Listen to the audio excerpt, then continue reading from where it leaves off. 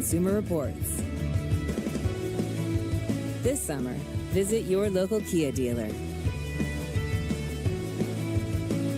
Kia, movement that inspires.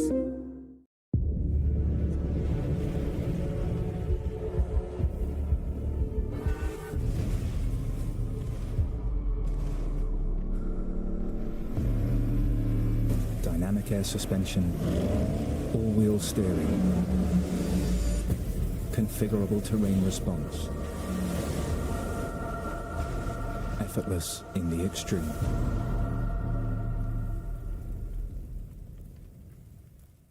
Remarkable is the best digital note-taking tool. It's replaced all of my other notebooks. I've been in the innovation space my entire career, and it's all about the value of your ideas and your ability to capture them in the moment. And one of the benefits of the Remarkable is I'm not seeing an email pop up, I'm not seeing a message coming in. It allows me to stay focused and generate better ideas and better innovations. Get your paper tablet at remarkable.com today. Diabetes and high blood pressure are leading causes of kidney disease, which can result in kidney failure, needing dialysis, or a kidney transplant. The good news is that you have the power to check out how well your kidneys are doing and learn ways to prevent them from failing. So go to your doctor and get yourself checked out. Visit linkmylovetv.org to learn more. Get the fact and get healthy.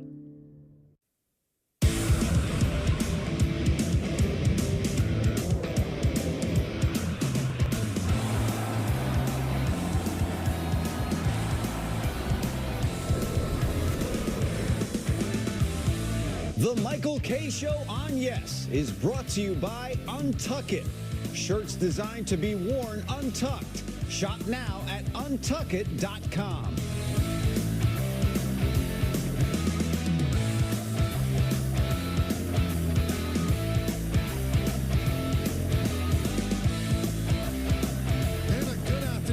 This is indeed the Michael K. Show. We thank you for joining us on this Thursday. It's August 29th, 2024. Michael, Don, and Peter with you. Now, we apologize in advance for the confusion. We are on exclusively today on the radio side on 98.7 because the Mets and the Diamondbacks are playing the final game of their three-game set, and it starts at 3:40. So rather than start on 880, we are having the Mets pregame show at 3 and leading right into the play-by-play. So today we are on exclusively on 98.7, of course, the ESPN app, and also on the Yes Network as part of the simulcast. So you got all that down.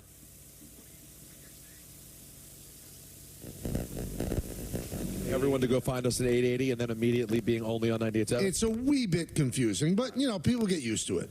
Sure, they'll figure it out, hopefully. And now, obviously, once this month is over, if this situation were to present itself again, then we would be on 1050. So for anybody that thinks that any kind of Met game in the afternoon would knock us off the air completely, well, no, you'll always have the Yes option, but then you'll also have the 1050 option. But since we still have 98.7, you know, she hasn't moved out of the house yet, Peter, so why not? It's a weird choice. I'll be honest, I think it's a weird choice. But you know what it all screams to me, Mike? What does it scream? Just go get the ESPN New York app. Just get the app. Isn't that the way to go? Well, since the Mets are starting at 3:40, we're going to start with them and start with Diamond Notes, brought to you by London Jewelers and driven to you by Nissan. Somebody's in a wind tunnel. I don't know what it is. Are you doing the show outdoors, Peter? I am currently outdoors. Well, go indoors. That's going to have to change immediately. Thank you. Peter, we'll get back to you. It's amazing that on this road trip, where they split 4 games with the Padres, and now they've split the first 2 with the Diamondbacks, they've had 2 kick-in-the-teeth losses. Now, they rebounded from the other one, right? Yeah. They came back and they won the first game of the Diamondback series. And so I'm not concerned about it having a lasting effect. It'd be nice if they win today. But let's do math. There's 29 games left. The Braves won yesterday. The Mets are 4 games out. In order for the Mets to have any kind of chance toward the end of September, they have to be the same amount of games out as they have left with the Braves. And that would be 3. They're at 4 right now. So if the Mets go, if the Braves go 500 the rest of the way, and believe me, winning in the DNA is a significant real thing. I know it's not quantifiable, but people that know how to win, they just know how to win. So there's been no team in Major League Baseball that has been ravaged more by injury than the Atlanta Braves. They should not even be in a playoff position. I'm amazed they are.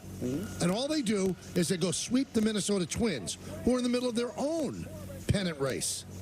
So if the Braves go 500 the rest of the way, Don, the Mets have to go 19-10. Right.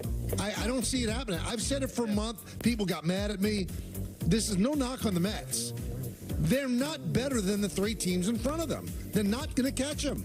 You wouldn't think so, but I don't want to throw dirt on them just yet because they kind of draw you back in. Even last night's an example of that. You can look at how they lost the game, and Diaz gives up the grand slam home run in the eighth inning, and we can dissect whether it was the right move to bring Diaz in that situation in a moment. But they came back from 4-0 down and tied the game. Like that, Severino didn't have it. They're down 4-0, and you're locking yourself in, all right, this team's going to get blown out. That's a loss. And they kind of suck you in by not dying and taking the lead. And then just to have it pulled out from under you. So this team doesn't seem to want to go away. Get a win this afternoon. Braves are taking on Philly. So you got a chance to get it back to 3. And then they'll continue with their series against Philadelphia over the weekend, Atlanta. And then the Mets take on the worst team in the history of baseball, the Chicago White Sox. So can they possibly pick up 2-3 games over the next few days? It's not impossible. So you're looking at the wide-angle lens of 19-10 versus 500, and what makes it seem like it's impossible. But if the Mets take care of business today and against the White Sox, who they should sweep, is it that crazy to think that we can reconvene on Tuesday after Labor Day, Michael, and this team only being a couple of games out? It's not impossible, but remember, the Yankees didn't sweep the White Sox either. They took 2 out of 3. So this is one where you have to pound them into the ground and take all 3. And today's a very big game. Listen, the Yankees needed it because they had to win the division. The Mets need it because they need to get in the playoffs. So there should be a lot more desperation. White Sox lost 2 games yesterday. They're 31-103, Michael. So you don't have a kick coming. I'm sorry. Losses like last night, losses like Sunday, puts the onus on you not taking a day off against really bad baseball teams. So you can't have what's happened against the Marlins recently. You can't have what happened against the Rockies. We had a chance to sweep those series and didn't. Get to work here, get a nice 4-game winning streak after that tough loss. Maybe the Braves drop a couple. You get it down to 2. And later on this season in September, the Mets have 3 games in Atlanta against the Braves. So where they can kind of control their own destiny in those 3 games. So if they can keep it within 2, take care of business against the Braves later on in September, that seems to be more doable than the realistic numbers that you gave, 19-10 versus 500. That makes it seem like it's impossible. But in the immediate, there are games to gain based on who the Braves have to play and who the Mets have to. And one thing that the Mets have to be concerned about, as do most major league teams, because Yankee fans right now are nodding about Clay Holmes. Edwin Diaz is not close to the pitcher he was during the Timmy Trumpet summer. Not even close. No, that's over. Not even close. I mean, we've talked about how much they're paying Lindor. Lindor is going to end up to be worth that money. That is a sunk cost on Mr. Edwin Diaz because he's not the same pitcher. I don't think it has anything to do with the knee at the WBC, anything like that. He's not the same pitcher. This is what closers normally do, right? They're on top of their game one year, lost the next year, then they kind of gain it back, but he's not automatic. The 2 gut-wrenching losses the Mets had were home runs given up by Diaz. So that's got to be something you're thinking about every time you bring him in. When he doesn't throw strikes, you knew when he walked those 2 guys. He's in trouble because then he has no command of the fastball, has to come in with the slider. You can't hang a fastball. You can hang a slider, and that's what he did, and then he got crushed by Corbin Carroll. So that's an awful, awful loss, just as the one against the Padres. Because think about it. You take both of those games, we have a completely different open today. Now, let's get into it. Was that too much desperation by Mendoza bringing Diaz in the eighth? I don't even know. It wasn't desperation, though, because, Don, think about it. I know they were short in their bullpen. They couldn't use Nunez yesterday because he has some soreness. And that's a problem. That's a problem. But I don't think he's coming back anytime soon. But Maton has been great for them. So we had one guy on and 2 outs. Let him get the final out.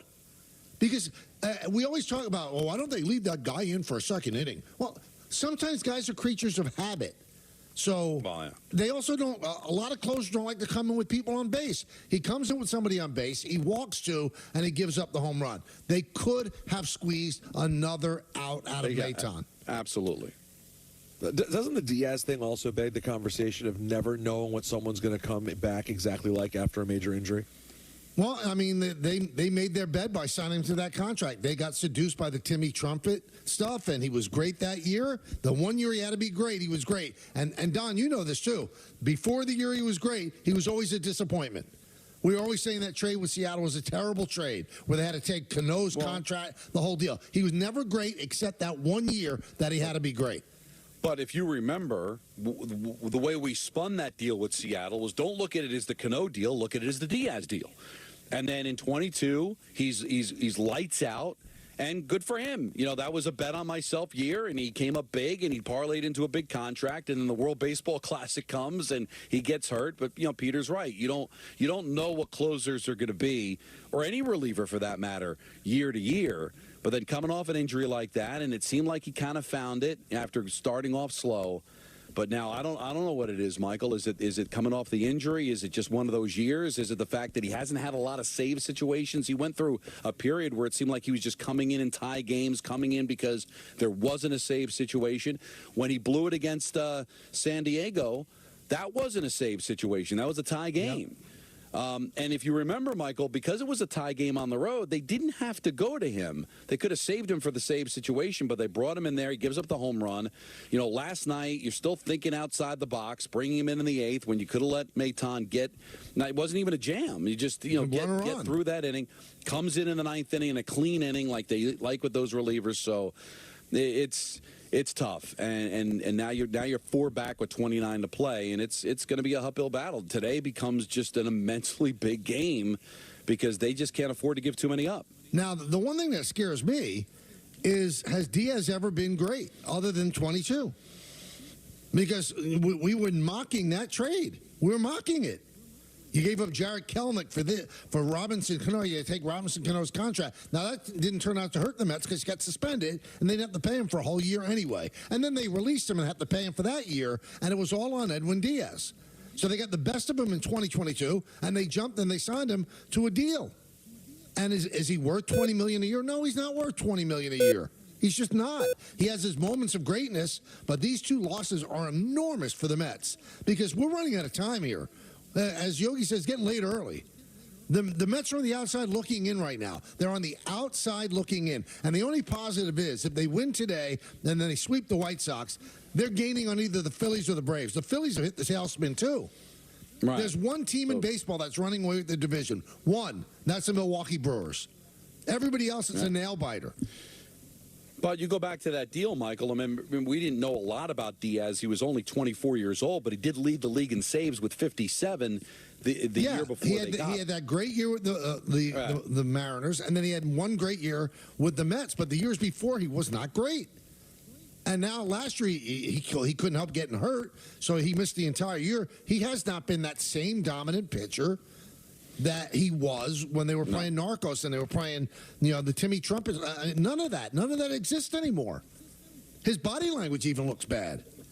So when Yankee fans want to really feel down in the dumps that they don't like their closer, look at every other closer. Yeah. No, it's a tough one. There's no Marianos out there. That's a tough loss. So we'll see. If you win today, you still took 2 out of 3 against a really good Diamondbacks team. And if you lose today, you went 3 and 4. No, that's bad. It's bad because you split the 4 games against San Diego. If you take 2 out of 3 from Arizona, with the White Sox looming, that could turn out to be a very good road trip. And a way to close out what was a very, very difficult August in which baseball didn't do them any favors, having to take 2 West Coast trips. And then also the makeup game against the Cardinals on the first West Coast trip in August.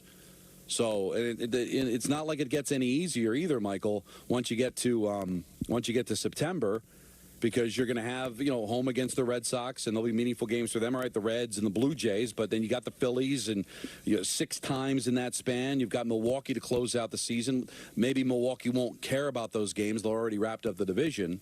But a lot easier in September than it was in August. But this Brave team doesn't lose, Michael. They don't, despite all the injuries, they continue to find ways to win games. But hopefully Philadelphia gets off the mat here. The Braves lose a series, Mets continue to win, and they can gain some games here. Because I think this weekend is where you got a chance to make up some games. You want to be a little more concerned about Diaz? All right. 2020, 21, 22, 150 games. He allowed 8 home runs in 150 games. He's pitched in 39 games this year. He's allowed 7 home runs. Yeah. Not the same pitcher. Sorry, he's not. No. And you still got him for 3 more years at big money. No, and in 22, Michael, he walked 18 batters in 62 innings, and so far he's walked 15 in 37 2/3. So he's on pace to walk way more guys than he's ever walked in his career. Yeah, it's not good. It's not good. Now, let's move to the Yankees. Also not Here good. we go. No. You can't go into D.C. and lose 2 out of 3. You can't just not get any hits with runners in scoring position. And once again, 2 games. Yesterday, Mackenzie Gore. The day before, Patrick Corbin. Left-handers shut them down. Shut them down. I know what Aaron Boone said. Well, there's a lot of traffic. Okay, there's a lot of traffic, but you're not scoring. You're not getting the big hit. Left-handers are stopping you. Now, there is nobody, although I think he does not believe it, Don and Peter, there's nobody on the New York airwaves that defends Aaron Boone more than I do. That is true. But yesterday, head-scratchingly unacceptable. The previous game, in the exact situation, with the same relief pitcher on the mound, in the same inning, with the same guy coming up, you figured 2 days ago, well, he's got to pinch hit for LeMahieu, right? He's got to. Didn't. LeMahieu flew out to right field. And then after the game, he said, well, Finnegan has incredible reverse splits. He's much tougher on lefties than he is on righties. Okay, that's the hill you want to die on? Good. Now, that's also not factoring in that DJ doesn't seem like he can hit anymore. But you know what? You accept that. He's got the stats at his ready, and he said, and it's true, that Finnegan gets out lefties better than he gets out righties. Cool. Yesterday, same situation, same pitcher, same batter coming up, same inning. And he calls back LeMahieu and sends up Oswaldo Cabrera. What changed? In one night, you came to the realization that DJ can't hit anymore? In one night. Nothing else changed. Other than just learning from it, I guess. Right? Really, Don, he hasn't learned from the previous 3 months that DJ's not the same player that he used to be, and so that now you send up Cabrera, who hit a blistering line drive to center field that was caught, but it doesn't make sense. The guy on the mound still is death on reverse splits. That's his words, not mine. And then you send up Cabrera yesterday, but you didn't send him up the day before. I know he's in an uncomfortable situation. He has DJ LeMahieu on his roster. I mean, he's got to use him, right? But it doesn't mean you have to hit him in the 9th inning of a game that you really should be winning. You can't go into D.C. and you cannot lose 2 games to the Nationals. Well, you can't do it. And, Michael, you know what I hate about it? And I said this a little bit earlier in the year. I asked you this question. And do great teams that go on to do great things play down to their competition? They usually don't, but sometimes it happens. But generally speaking, what you're looking for out of a team that does special things is they take care of business against the bad teams and they play 500 ball with the good teams. This is a team that generally plays good ball against the good teams, but plays down to the bad teams. Well, it bodes well for the playoffs, I guess, right? And they lucked out that the Orioles lost in LA to the Dodgers, so they're still a game up. It's a worrisome trait, though. I don't know if it shows a lack of focus. That's exactly it. I mean, not taking teams seriously. But I mean, how do you play badly against Patrick Corbin, Don? But here's the thing. You want to say that you're not focused against a bad baseball team, but you know the team that's right up your rear end for the division is in Los Angeles taking on the Dodgers. You don't want to gain ground on them? You don't want to add to your lead in the division? I think it's just a weak excuse. I mean, every game should be so locked in. They've got to win every single game. You can't relax against it. They're not good enough to relax. As I said, as the Orioles are, as the Dodgers are, they're all flawed teams. They can't just throw their gloves out there and win. No, because then there is an issue with you if you can lose focus just based on who your opponent is. If you go out there and play your game, you should be able to take 2 out of 3 against the Washington Nationals. You should be able to sweep the White Sox. You shouldn't lose 2 out of 3 to the Detroit Tigers if you just take care of business. Like football, that's a motivation sport, where maybe your head's in the clouds for a moment or so, but just go out there and just execute. That's all you're asking to be able to win these games, not kicking the ball all over the place, not being able to get a hit with runners in scoring position. And what this does, I will spin it the other way as far as, well, it should bode well for the postseason because you're going to be taking on playoff teams and not lousy teams. But I could spin it the other way, just a constant reminder, if you're not getting home runs from Soto and Judge, you're not scoring runs. And are the home runs going to be there, Michael, against really good pitching? Listen, Judge and Soto are special guys, but it's still harder to hit good pitching than lousy pitching. So all I know is that this is a team that historically has struggled in the postseason to be able to get home runs and to be able to score runs consistently. That's what's killed them in the postseason. And you see, if Judge and Soto are not hitting home runs, they're not scoring a lot. So that's usually how difficult it is to score in the postseason. So that's what would worry me, is that what are you getting outside of Soto and Judge? And also, you saw 2 walks last night for Judge. Aren't those going to keep coming? Yeah, they are going to keep coming. Now, the only thing that should stop them is that the teams that they're playing are bad teams. I mean, they have one of the easiest schedules. Now, because they don't play well against bad teams, that's not great. But you'd think that those other managers want to see if their pitchers could get this guy out. I think I watched the entire game yesterday, and I think it was just a case of, you know what, they couldn't throw strikes. They weren't pitching around him. I think they were afraid of maybe having him get a hit, but I don't think they're going to pitch around him because they're not playing for anything. Now, whether they pitch around him or not, do you know that the Yankees in that series were 1 for 26 with runners in scoring position? I mean, it's incredible. The third worst average with runners in scoring position in a series over the last 50 years with a minimum of 20 at-bats. Now, this month, the month of August, they're 40 for 200. That's 200 with runners in scoring position, the 5th worst mark in the majors, and on pace to be their worst mark in a calendar month since June of 2021. So they can't hit lefties, and they can't beat teams under 500. Not great, Bob. No. And you throw in the lefty situation, which certainly bit them against Corbin, and you look at the games they lost, Corbin and Gore. Look at the earned run average of those guys. Both under 500 pitchers. What did Corbin win his 4th game of the year? He was 3-12 going into that game. I think he statistically was the worst left-hander in baseball. And shut you down. Now, one other thing. You mentioned focus earlier. And I'll repeat, I'm a big Rodon fan. Unlike most Yankee fans, the guy's won 14 games. But he can't. I'm sorry. I don't know how many watched the game yesterday on Prime. You can't unravel. You just can't unravel like that because the pitch comm doesn't work. There's been 150 years of baseball before the pitch comm.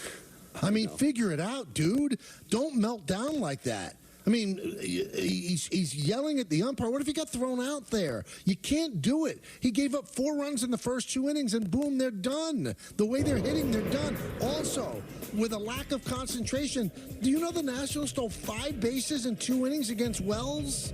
Now, how much of it was Wells? How much of it was Rodon not concentrating? You can't sit there and lose it because the pitch comm's not working. And then you're arguing. You clearly balked. The rule is step off if you have a problem with the pitch comm. Step off the rubber and tell the umpire I have a problem. Instead, he stayed on the rubber and did it, and then he's arguing why it was called a balk. It was clearly a balk. Yeah, and you worry about the unraveling, Michael. This is a guy that has exactly 2 innings of postseason experience. So what's going to happen in a big spot in the playoffs? 50,000 people at Yankee Stadium. Wouldn't you be interested to know how that's going to go? I would be. I'd be interested to see what start he's going to get, because right now you would assume Cole's going to get a start. Of course. Heel's going to come back. He'll get a start. Cortez has been good. Clark Schmidt's going to come back, and he was an all-star before he got hurt. Is he going to get a start? Does Rodon come out of the bullpen? I don't know. Rodon has 14 wins, so you just don't discard him. Right. But you don't like the fact that he has that meltability out there. You can't do that. He's a veteran. He can't be melting down because a piece of equipment doesn't work. That was a scary thing to watch yesterday. You're sitting there watching it on TV and go, well, calm down, dude. I know it's frustrating, but you got to calm down. So you got a manager who made a different decision separated by one day in the same situation, completely different. So the excuse that he gave the day before obviously didn't apply to yesterday. And then you got a pitcher who makes $26 million a year melting down because his pitch comm doesn't work. But here's why I'm okay with the DJ decision, if that's the way it's going to be moving forward. Well, it is going to be, because Rizzo will be back tomorrow. Because there's a line of demarcation where it's like, okay, now we finally had enough. Maybe it took too long to get to that point, but if it does turn around, the next opportunity, he doesn't pinch hit for him. Think about what's going on here. But as you said, Rizzo's coming back, so that may never present itself again. But maybe there was that line of, okay, now I'm officially done. I gave him the opportunity the day before. Now it's over. Yeah, you know what Rizzo's bothers me, though? Listen, I'm some hack, okay? He's never played a game of important baseball in my life. I could see it. And the fact that we said yesterday, there's not a single metric that they could produce that would tell you that DJ LeMahieu should be playing. Not a single one. He should have known that before that ninth inning 2 days ago. They had a chance to tie the game against a reliever who's dreadful. Look at his ERA. Look at Finnegan's ERA. He's got great stuff, but he has not pitched well this year. Couldn't do it. 2 straight days. Not good. Those are Diamond Notes, brought to you by London Jewelers. Visit London Jewelers today, any of their 7 locations, including the Americana Mall and the mall at Short Hills, and driven by Nissan. You deserve a car that thrills you. Nissan's got an exciting full line that'll put goosebumps on your goosebumps. Experience the thrill for yourself. Shop your local Nissan store at nissanusa.com today. Joe Douglas spoke today. Didn't say anything that was that impressive. Giants made a decision. Makes no sense to me. In fact, I'm insulted by it. We'll talk about all of this. Take your phone calls as well. But first, Don wants to tell you about Mazda.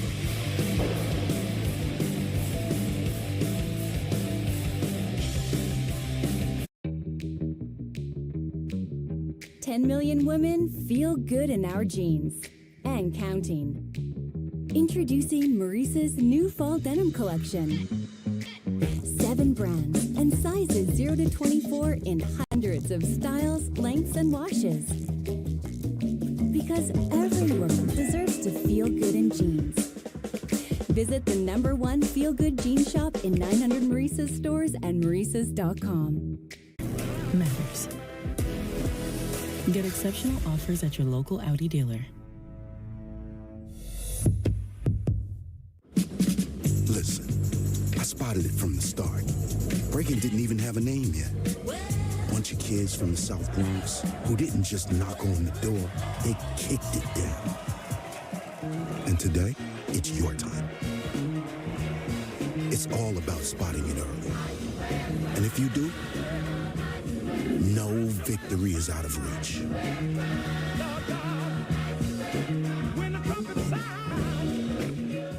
Hi, I'm Eileen. I live in Vancouver, Washington, and I write mystery novels. As I was writing, I found that I just wasn't sharp, and that doesn't work when you're writing a mystery. And I knew I needed to do something. So I started taking Prevagen. I realized that I was much more clear, much sharper.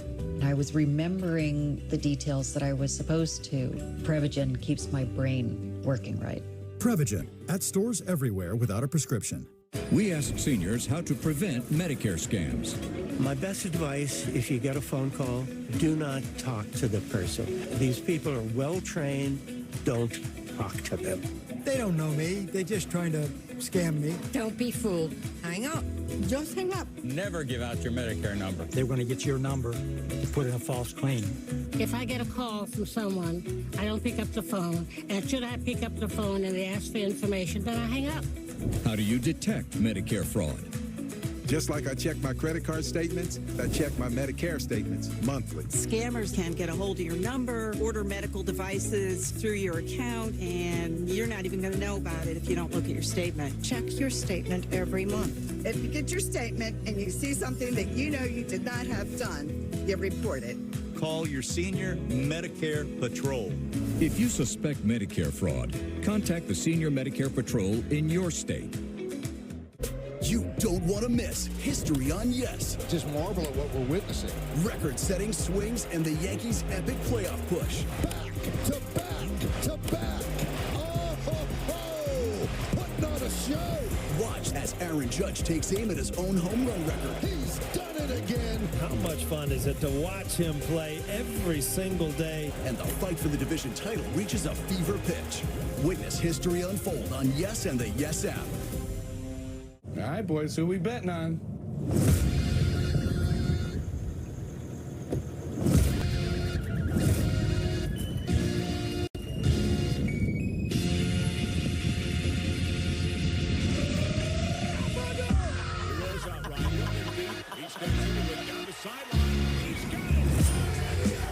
However you bet, whoever you are, the sportsbook for every kind of player. Hard Rock Bet. Roll with us.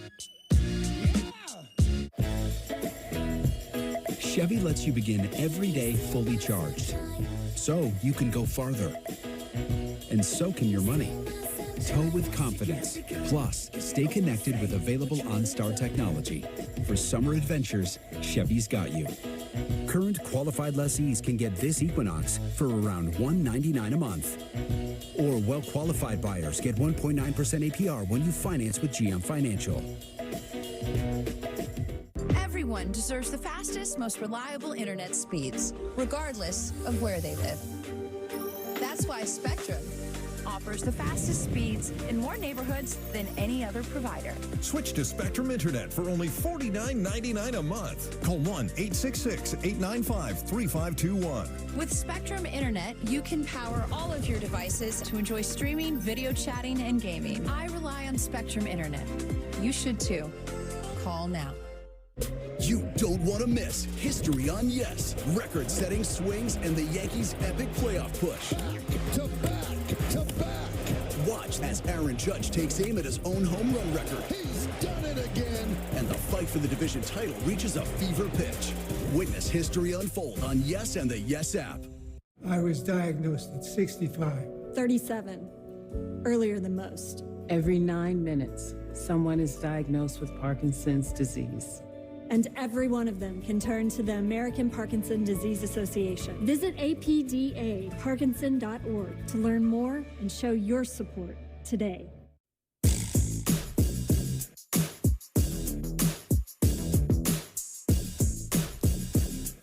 It's game time, brought to you by Tullamore Dew Irish Whiskey. The Mets and the Diamondbacks are about to get underway over on 880 ESPN. Yankees are off today.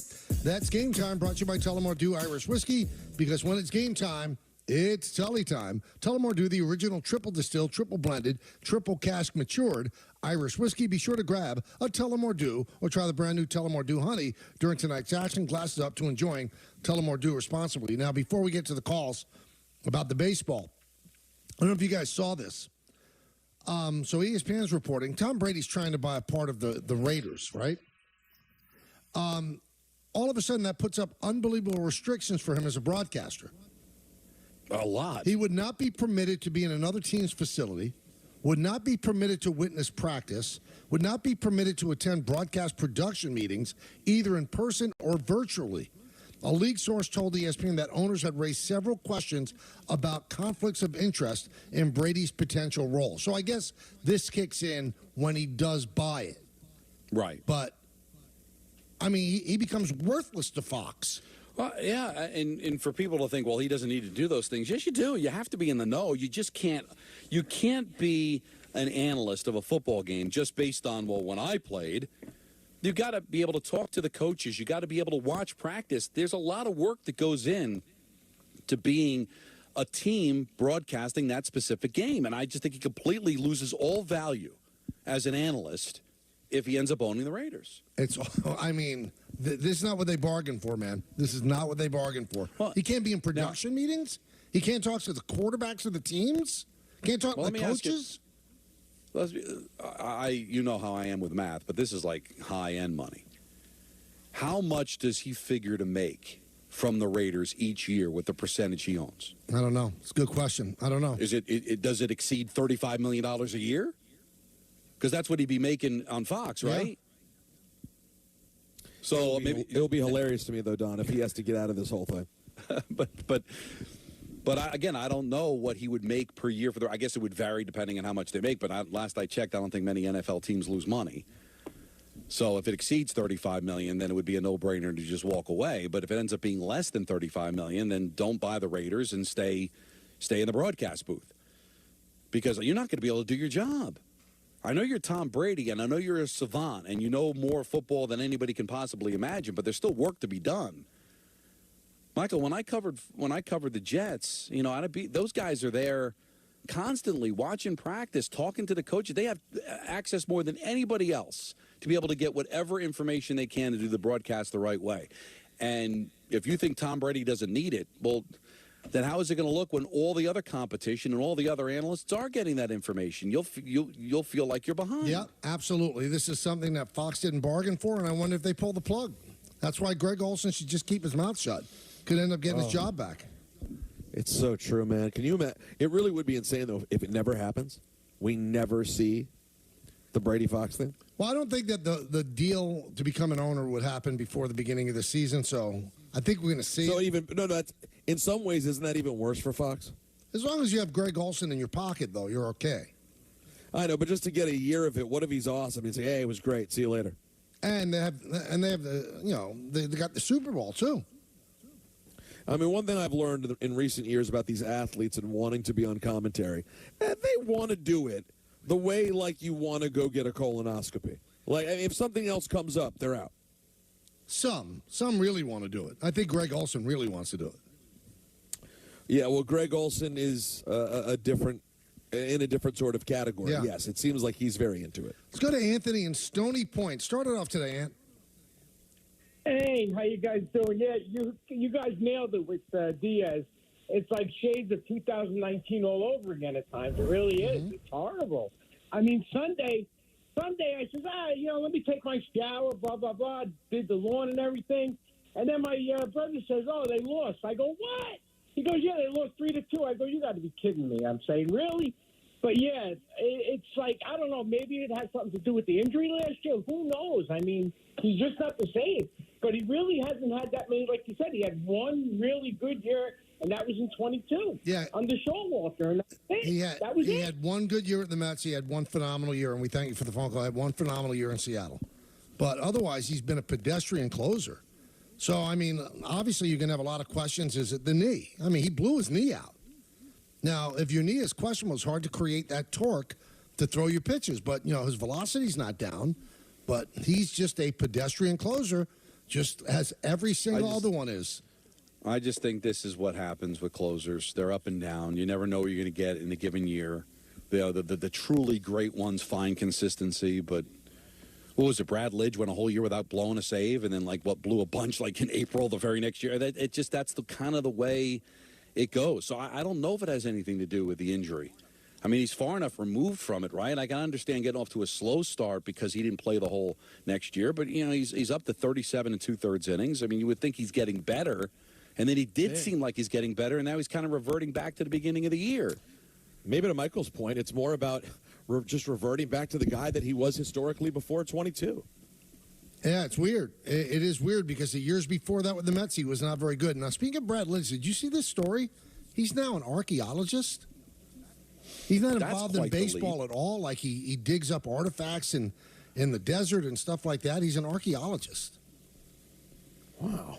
That had to be something he was into while he played. Studying in the bullpen, you mean? But that's not something you all of a sudden discover. That he had to have an interest in it while he was playing. You would think. You would think. Let's go to Max in New Haven. Maxie. Gentlemen, how we doing? Good. How are you? Good. Not too bad. So I wanted to talk a little bit about, Cashman and Boone's options. So, we were watching Verdugo and LeMay. And to be honest with you, I feel bad for these guys. These are good guys. But last year they didn't really have many options with, Judge going down, and they looked to Billy McKinney and Jake Bowers. And they're like, what are you going to do? But the reason they were 82 and 80 is because they were hurt. Yep. But now you have Soto and Judge. They're healthy. And you got better options in the minors. And I get it.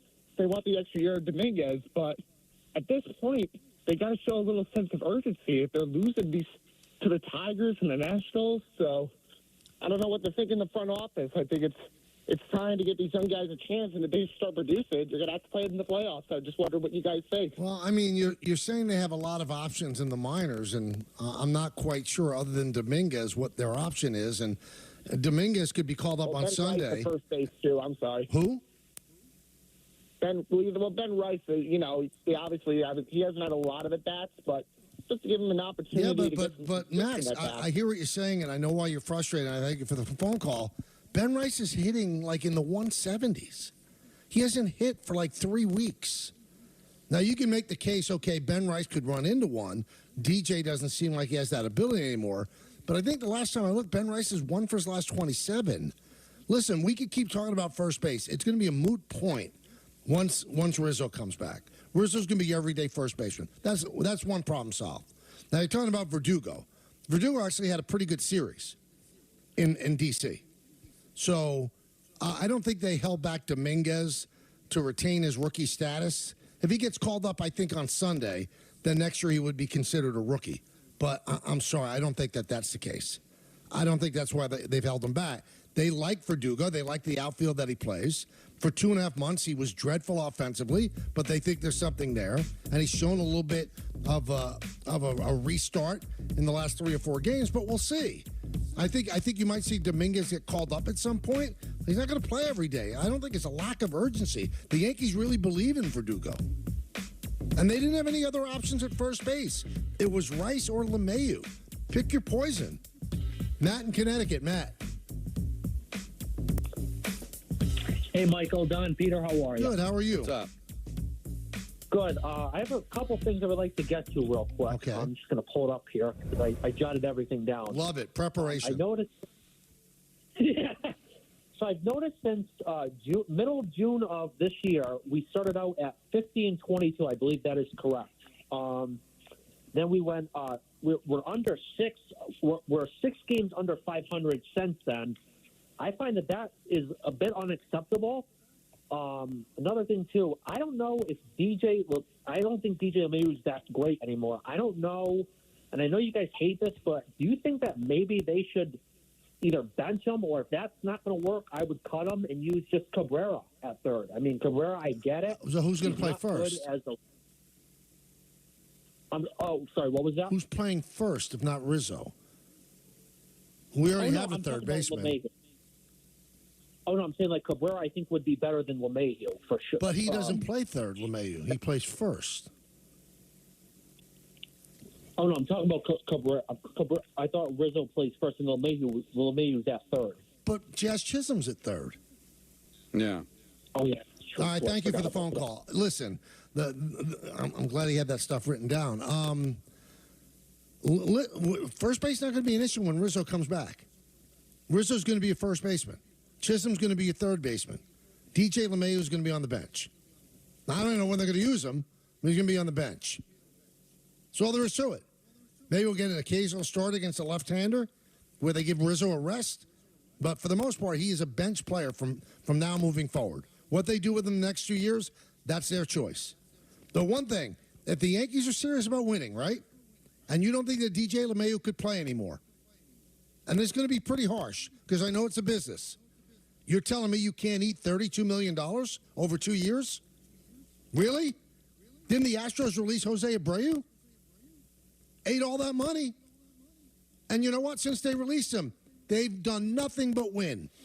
Well, you can't let money stand in the way. It's not my money. I understand that. But you can't hold on to a guy who if you honestly don't think could play anymore because you silly enough to sign into a 6-year deal. Sorry, you can't do it. No, not the Yankees can't do that. I mean, if you're going to let money dictate your decisions to the point of a detriment of winning games, that's not good. And then you're not a rich organization. Then you are being too frugal, that you're putting the finances ahead of what's best for the team. Listen, it would stink to eat that money, Michael, but what's worse is having a guy make that money and hurting you on the field by playing him all the time. Well, they ate the money on Hicks. You know what? It worked out. He was okay with the Orioles. He was terrible this year. He's a done player. So you either have that sunk cost on your dugout bench, or you're just paying him to go away. Either way, you're paying him. Yeah. Right. So why hurt the team? So, yeah, make sure that if you're spending that money, it's at least being spent on helping your team win games. And him playing is not helping you win games. Not sleeping? Well, it could be your mattress. Hey, it's Michael K. I'm here to tell you that my friends at PC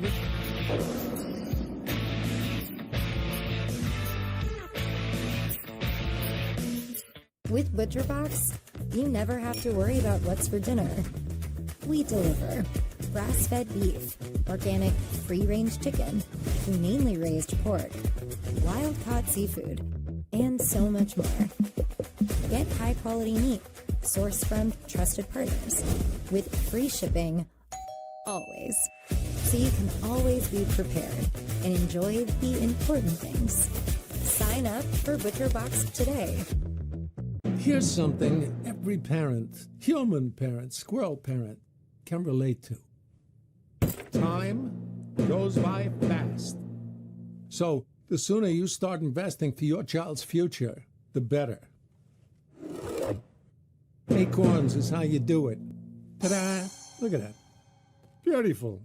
Download Acorns right now and invest in your babies and your baby's baby. Acorns. Grow your oak. This will be the last moment you ever think of soda as being a dirty word. Soda! And that's because this soda, Poppy, has none of the bad stuff. Instead, it has all of the flavor. The future of soda is now, and it's called Poppy. I wanted to improve my credit score as quickly as possible. Borrowing from Upstart was incredibly simple. The interest rates were incredibly attractive. Going through the process took just a couple of minutes. The approval process was basically instantaneous, and I got the money within a few days. Paying off those credit cards meant a lot. It felt empowering to have control over my own credit destiny. There couldn't be a simpler process for paying off your credit cards.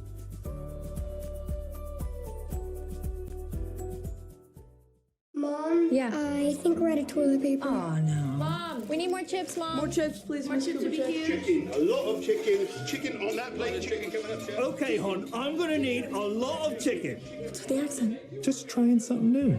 When you feel like everyone needs a little bit of everything, I'll handle it. Shop BJ's Wholesale Club on Instacart. Same-day delivery in as fast as 1 hour. So whatever the needs may be, you got it covered.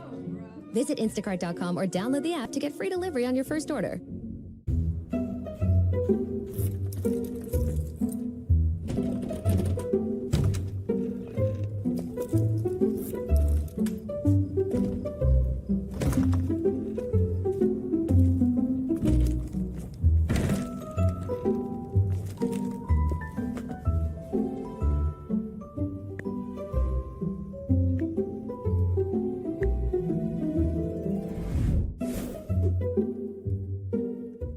No dinner time is too big. No pup is too small. Home Chef's family menu and Paw Patrol are on a mission to deliver 4-serving family-friendly options that everyone will love. Get 18 free meals at homechef.com/Paw Patrol. Kids from the South Bronx who didn't just knock on the door, they kicked it down.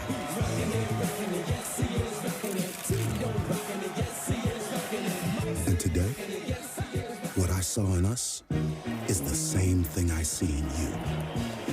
It's your time.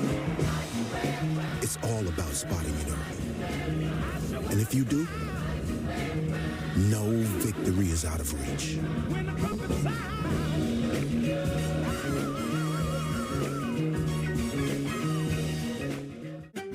Is it possible to be more capable and more practical?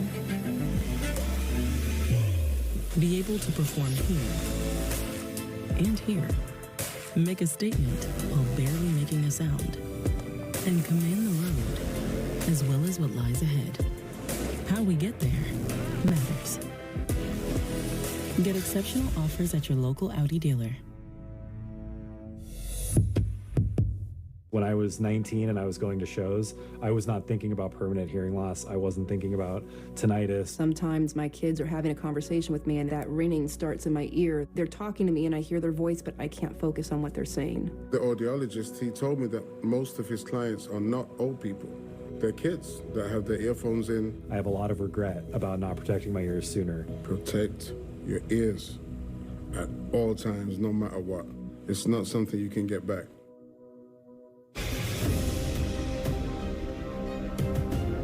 Feel October in the air today.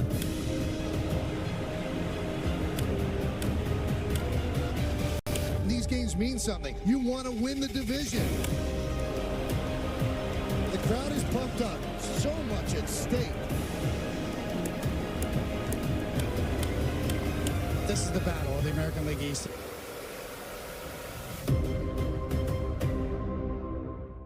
You don't want to miss history on Yes, record-setting swings, and the Yankees' epic playoff push. To back. Watch as Aaron Judge takes aim at his own home run record. He's done it again. And the fight for the division title reaches a fever pitch. Witness history unfold on Yes and the Yes app.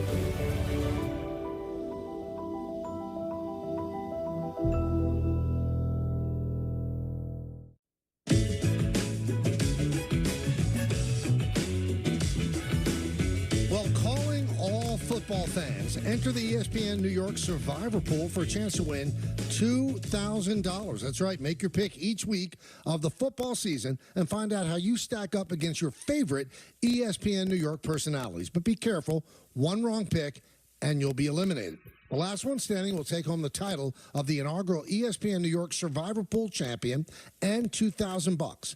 Enter now on the ESPN New York app. 1-800-919-3776. That's the number. Let's go back to the phone calls. Mark in Jacksonville. Mark.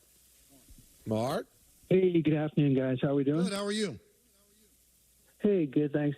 I want to share, I know you had a lot of fans call in about their lack of confidence if the Yankees get to October, and I kind of share that sentiment, and here's why.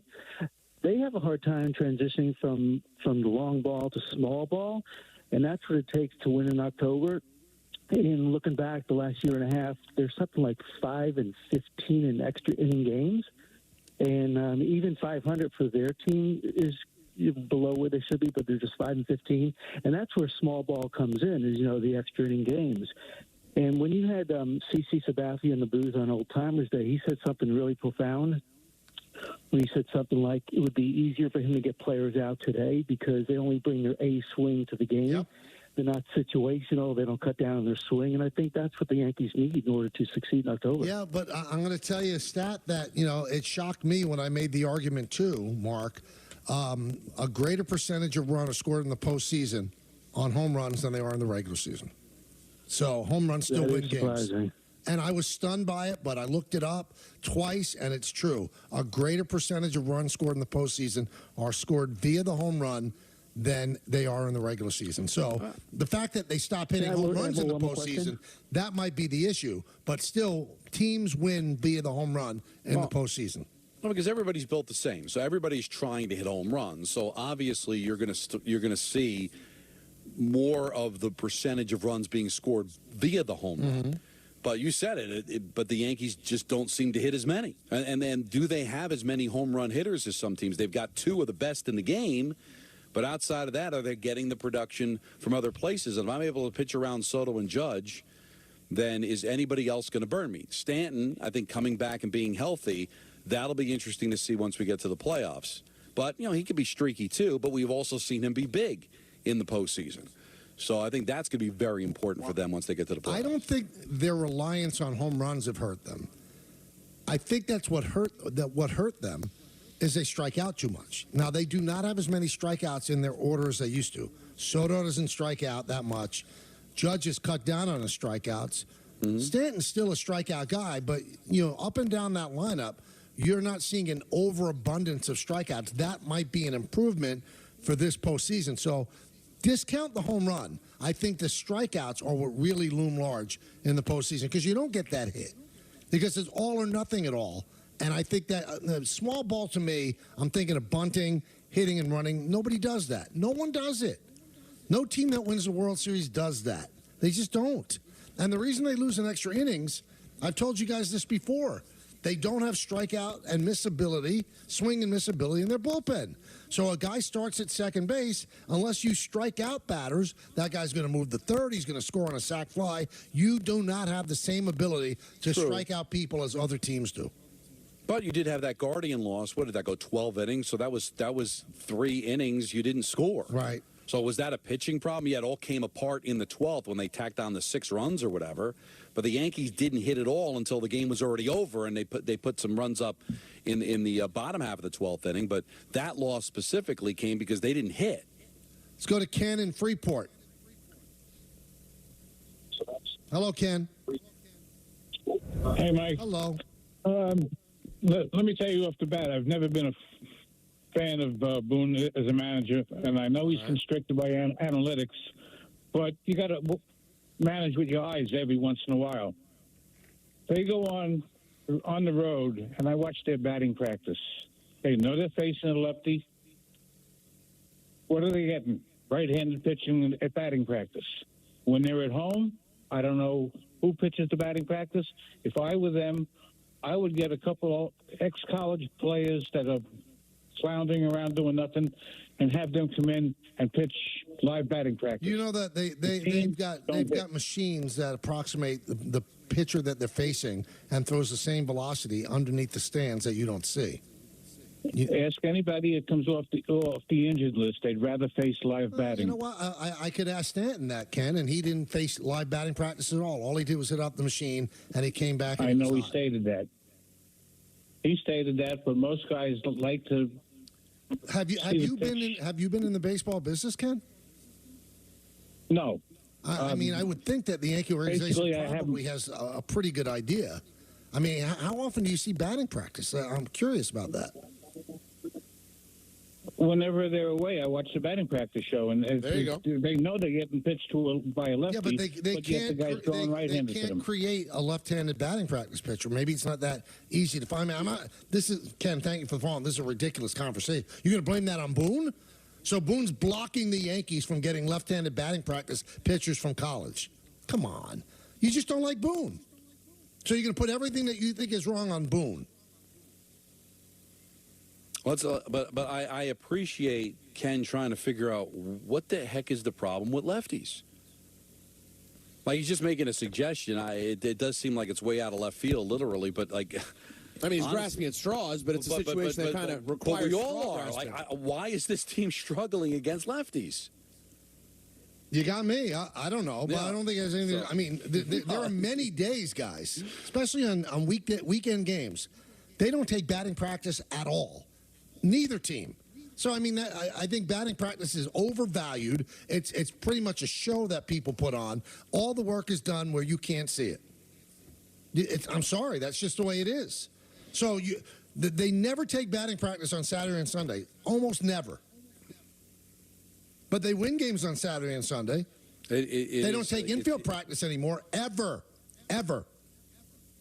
Yeah, but I do appreciate somebody just trying to find some reason why. But I'm sure it's not a lack of work. I'm sure the one thing about the numbers is they see it as brightly as anybody else can and are trying to do everything they can to try to solve it.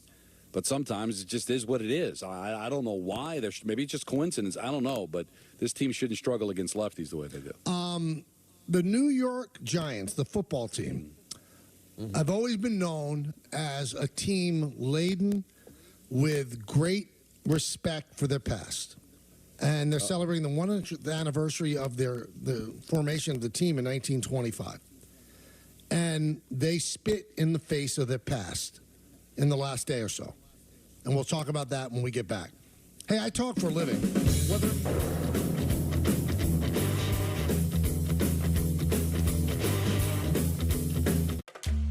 Want to keep your hairline where it is? Through Hims.com, you can explore a range of options that work best for you, so you can grow visibly thicker and fuller hair in just 3 to 6 months. Keep it looking strong for years to come with doctor-trusted ingredients like finasteride, minoxidil, and a blend of supplements that support healthy hair. 3 in 4 Hims customers say they wish they started using hair treatment earlier. Get ahead now to keep the hair you love. Get started today at Hims.com. Let's explore your future with Udemy. You can learn how to program and build websites, study design and create logos, improve your presentation skills, and sell your ideas. With Udemy, you can learn practical skills from thousands of online courses taught by real-world experts. Explore your future. Udemy. Prescription eyewear can be really expensive, but here's the secret. Glasses don't actually cost that much to make. Surprise! Especially when you design your own eyewear and then sell it directly to your customers. Like we do. Oh hi, we're Warby Parker. Our glasses start at $95, including prescription lenses. And the best part? You can try 5 pairs for free at warbyparker.com. With ButcherBox, you never have to worry about what's for dinner. We deliver grass-fed beef, organic, free-range chicken, humanely raised pork, wild-caught seafood, and so much more. Get high-quality meat sourced from trusted partners with free shipping always, so you can always be prepared and enjoy the important things. Sign up for ButcherBox today. Away makes luggage and bags that make packing, compressing, cinching, zipping, sliding, and going easier than ever. Away. Hey, does this suit look okay to you? Yeah. It doesn't look too... Baggy? No, it's not baggy. Let's just, Perfect. You look great. Right, Glenn? It's good. Suits that actually fit for you and your crew. Rent from theblackduck.com.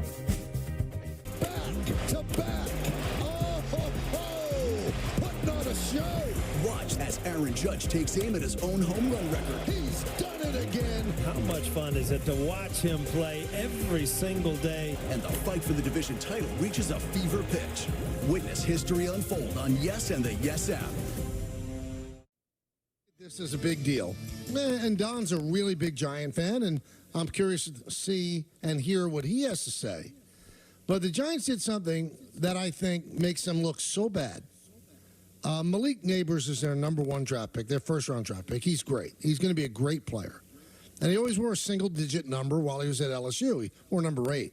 Now, he can't wear number 8 with the Giants because that belongs to Daniel Jones. But he wanted a single-digit number. And the Giants really don't have single-digit numbers available. Although, for some reason, they can't take Drew Lock's single-digit number away. That's amazing. So you'd rather take it away from a dead man than Drew Lock, a failed first-round draft pick, who's your backup quarterback. Anyway, they end up giving Malik Neighbors #1. And they say that John Mara, the owner of the team, called up Ray Flaherty's son, Ray Flaherty Jr. Now, Ray Flaherty was an end and a defensive end, and he was the first professional athlete to ever have his number retired in any sport. This was before the Yankees retired Lou Gehrig's number 4. So they retired #1 in 1935. And John Mara, for some reason, which I will never understand, decided to call the Flaherty family and ask if they would allow Malik Neighbors to wear #1. What? Why? Now, they've done this once before, and once before, although I don't like it ever, you kind of understand it. Wellington Mara was very close friends with Ward Cuff. And he said that no Giant would wear the number when Cuff retired. But then Y.A. Tittle was traded to the Giants in 1961. He requested Cuff's number 14, and he was given number 14. So precedent exists for the Giants reissuing a retired number. So number 14 is retired in honor of both Ward Cuff and Y.A. Tittle. Here's the difference, Don and Peter. Y.A. Tittle was an established, outstanding player when he came to the Giants. Let's look back to last year when Aaron Rodgers came to the Jets.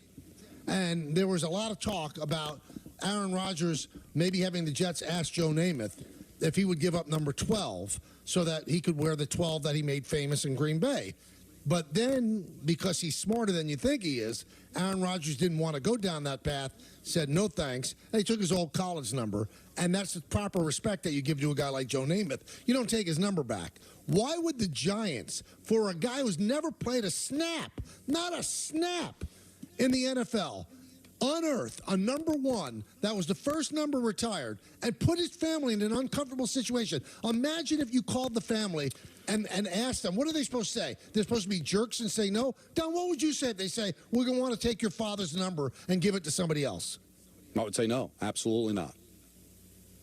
I would, because there's a reason we retire numbers. All right, it might seem silly, and I respect the organizations who say we're not going to retire numbers, we're just going to have a wall of fame or a ring of honor because it's football and we run out of numbers, because there used to be a time where you wore a certain number because of the position, but the NFL has done away with that, thus that a wide receiver could wear number 1 now.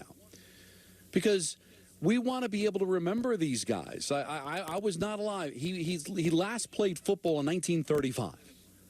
But the reason you retire numbers is so these guys could be forever remembered, so that when somebody like me who's younger can look up and say, I want to see those numbers, or talk to my grandfather about it, so these guys could be forever remembered. And you don't take those down. They're special. So if my father was good enough to play in the NFL and play at that kind of a level, I would think it'd be disrespectful to take it away. But I understand that the family probably feels awkward, or maybe they just don't care. I don't know. But where I have a problem is the Giants even asking the family in the first place. Why put them on the spot? spot? This number's retired.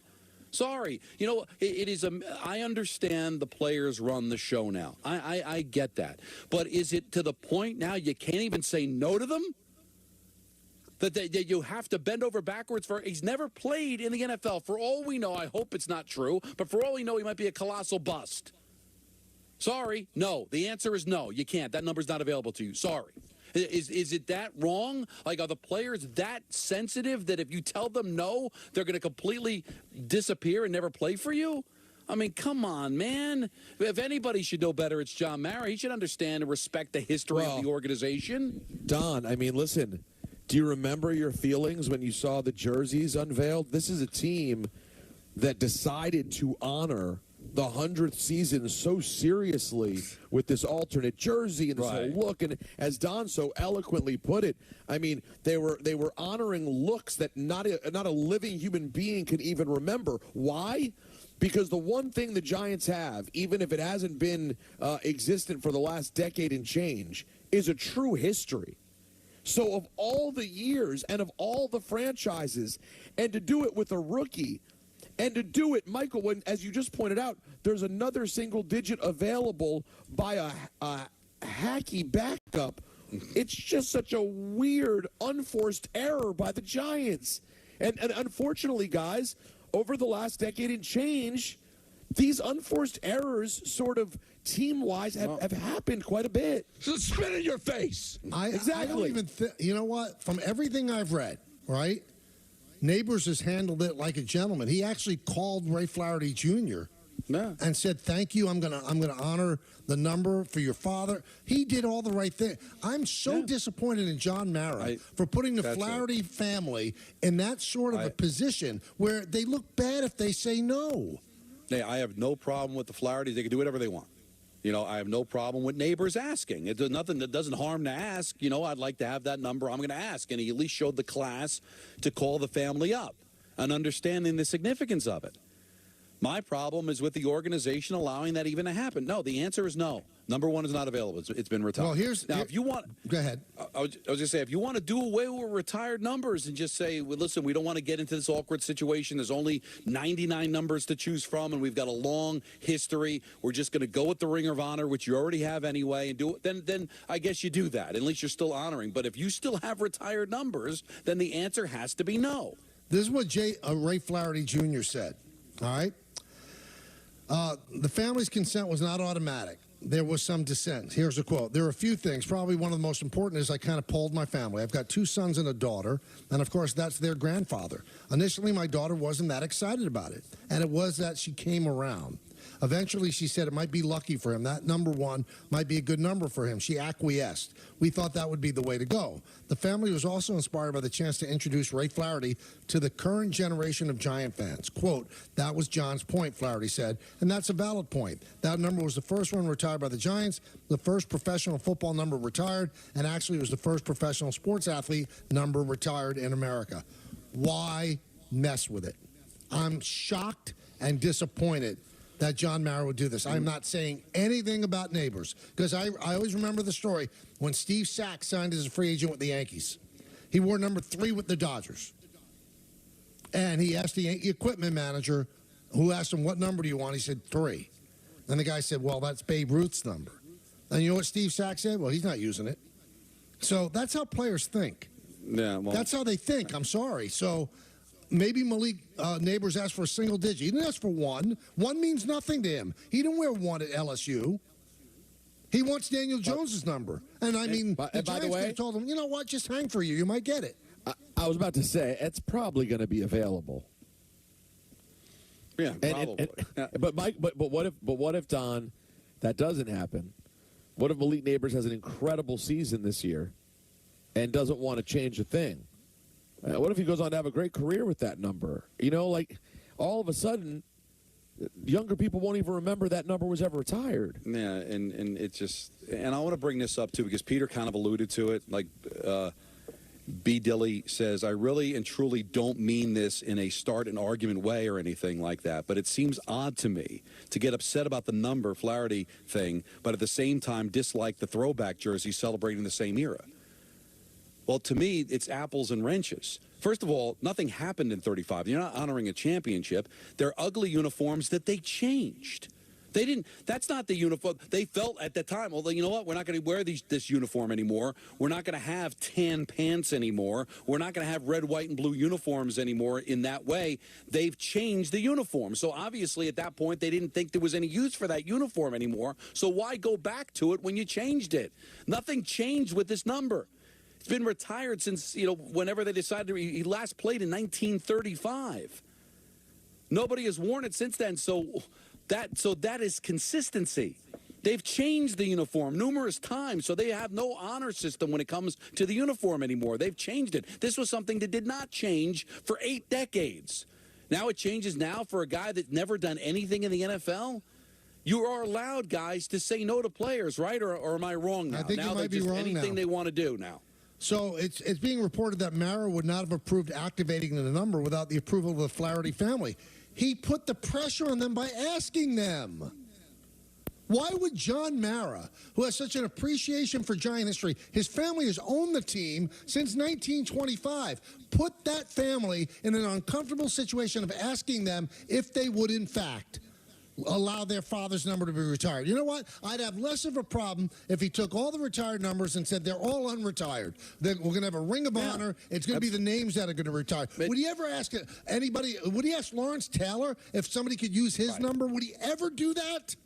So if 50 years from now the Taylor family says no, would they be jerks?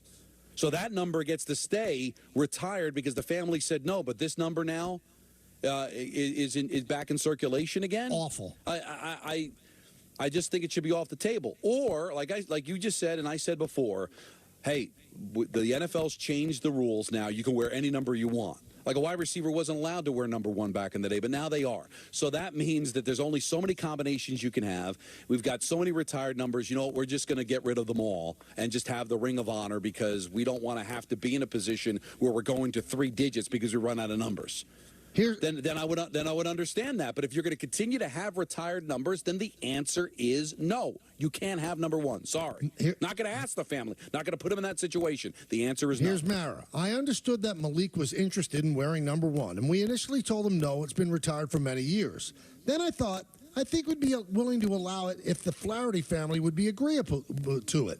I spoke with Ray Flaherty Jr. a couple of weeks ago, and I've had several conversations with him since, and they called me today to tell me that they would be agreeable to allowing Malik to wear the number. I thought it was a very gracious gesture on their part, but I also thought it would allow us to at least educate. Stop it, John. Stop it. Educate people. Really?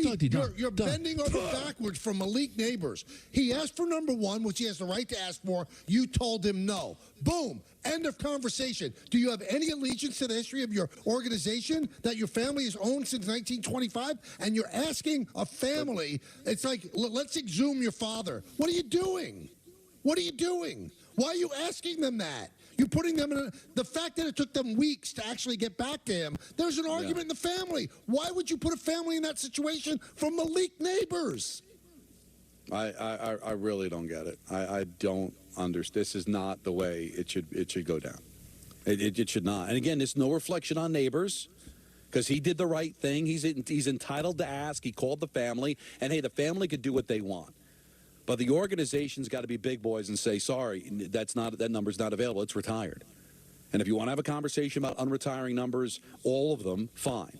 Cowboys don't retire numbers. They have a Ring of Honor. The Giants even have a Ring of Honor. But if you retire a number, then I think it stays retired. Unless there's some kind of wacky circumstance. But this doesn't seem to be one of them. Because I'm sure the Neighbors doesn't seem like the kind of guy, he's going to hold out? Is he going to drop passes on purpose? Is he going to be pouty and whiny and be a bad player because he didn't get the number he wanted? I mean, imagine if the Yankees, if George Steinbrenner had called Babe Ruth, at that time his daughter, and said, can we give Steve Sachs number 3? And Steve Sachs was more of an established player than Malik Neighbors. And Aaron Rodgers got it. He knew that he would look bad if he took number 12. He said, I don't even want to think about that. And you know, the Jets would have bent over backwards 5 different ways to get Joe Namath to give up number 12 if that's what Rodgers wanted. But Rodgers was smart enough to know that's a bad deal for me. I'm not going to go there. And he didn't ask them to get number 12. The fact that you would even ask the family is disgraceful. And imagine if Woody Johnson called up Joe Namath. He'd probably feel funny about saying no, right? You're putting him on the spot.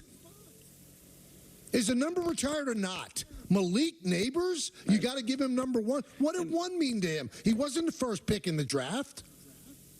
And it's not his number. It's not his number. And I really don't think he would have put up much of a stink if they just told him, no, sorry, it's retired. Oh, I'm telling you, Don, and the fans don't believe me when I say it. Every organization in every sport, all they do is kiss the player's backside. They're afraid to say no to any of them about anything. Anything. You want this? Sure. You don't want to wear a tie? Sure. Sure. They're afraid. They're afraid of players. And the thing with John, and I respect John Mara, respect that family. And John Mara, the Miracle at the Meadowlands with Herman Edwards, he was the stat guy for CBS that day. Like, he loves this team.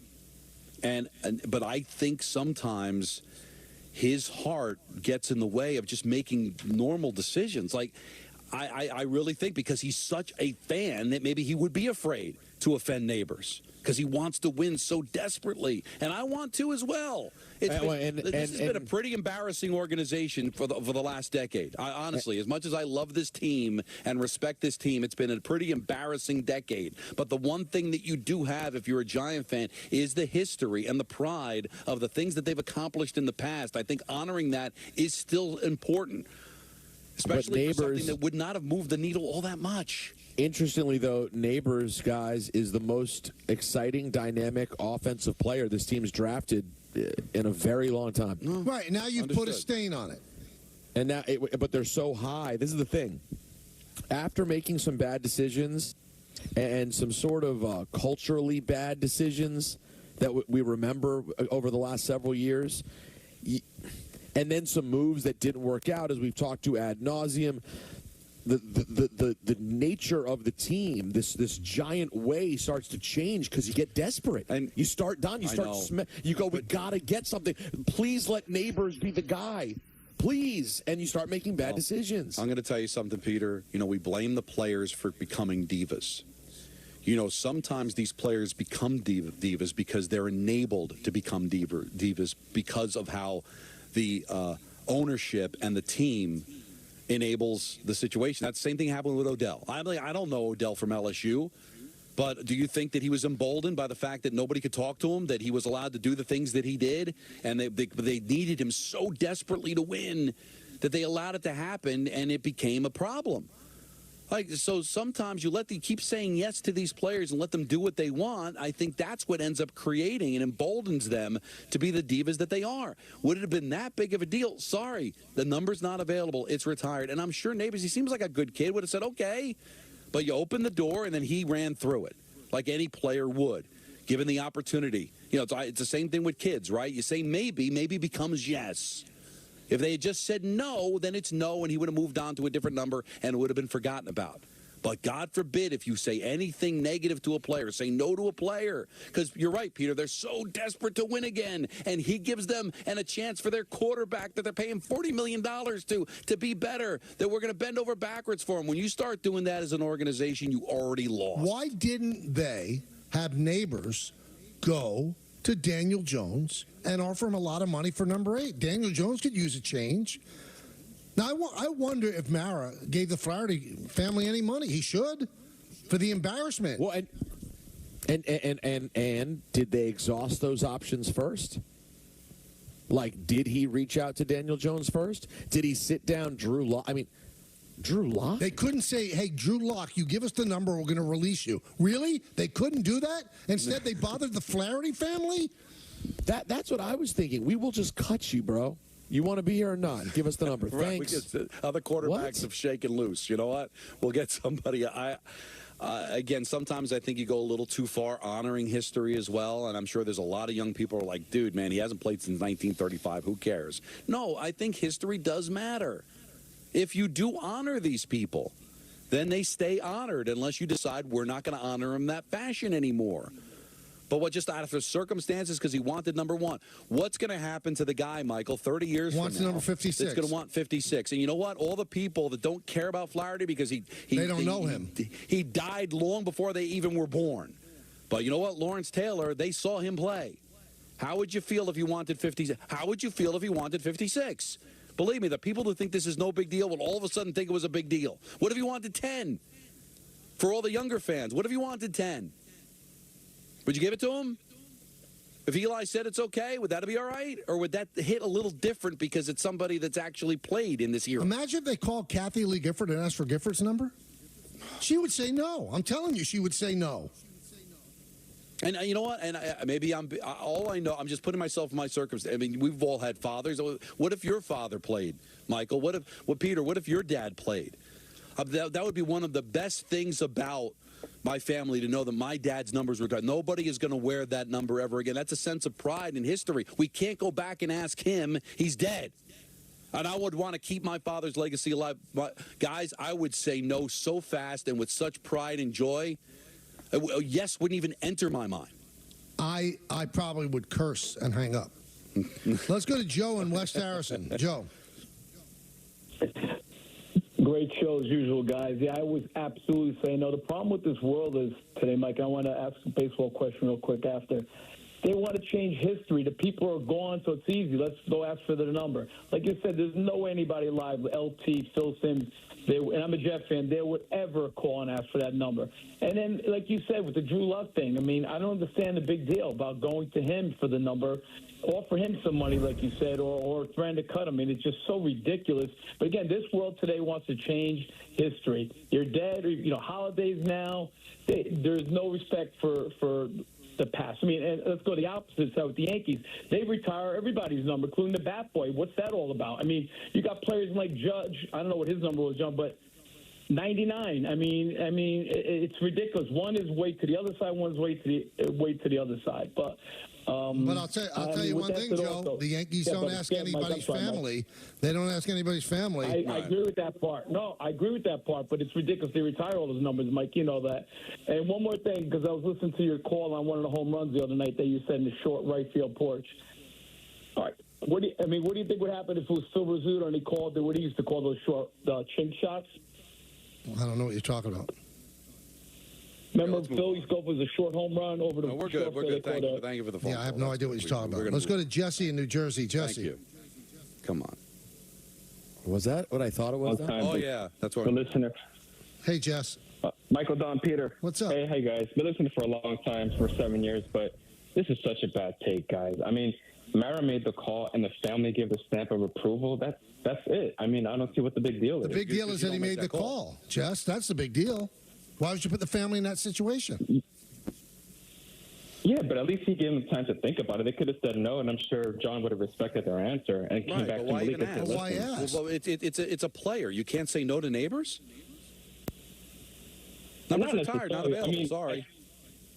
No, but I think you got to leave that up to the family as well to give the blessing. Like you can't. I wouldn't even ask. Well, I mean, so he had to give the blessing. He's not going to unretire it on his own. So it took them 3 weeks to give the blessing, Jesse. So do you think it was an automatic slam dunk? No, there was probably arguments with they didn't want to give the number up.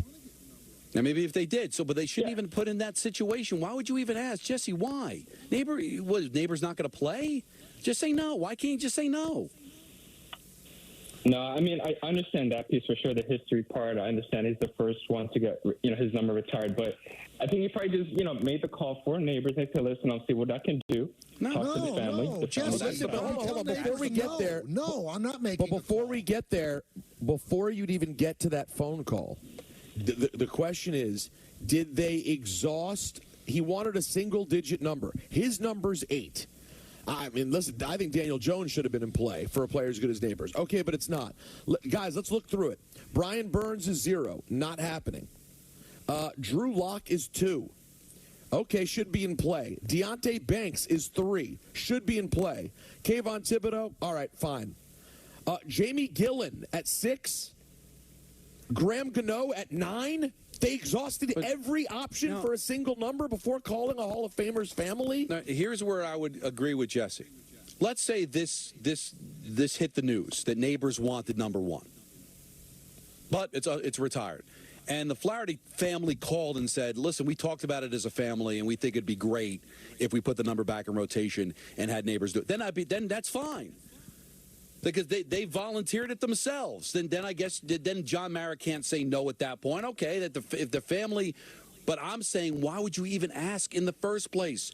I want number 1. Sorry, it's not available. It's retired. It's over. It's done. And of all the people that know that, family putting him in that situation, it's John why? Mara, whose father's name is on the football they use in the NFL. The Duke, yep. It's John Mara. He should know better. He should be ashamed of himself for doing this. For a present-day player? Neighbors wore 9 all preseason. Graham Gano. Guys, they're kicker and punter. You couldn't have gotten a kicker or punter? Come on. It's not, listen, I hear what the caller's saying. It's not the be-all, end-all. And by the way, none of the three of us are killing Neighbors for it. He wanted a single-digit number. But I just can't believe they thought, let's just call up the first ever retired number. Let's call that player's family. It's such a... And guys, this would mean nothing if this team had no giant way. If this were the Tennessee Titans, I don't know. I'm trying to think of a franchise that just literally has no real... Jacksonville Jaguar. Okay, it's the Giants. It's the giant way. It's Wellington Mara.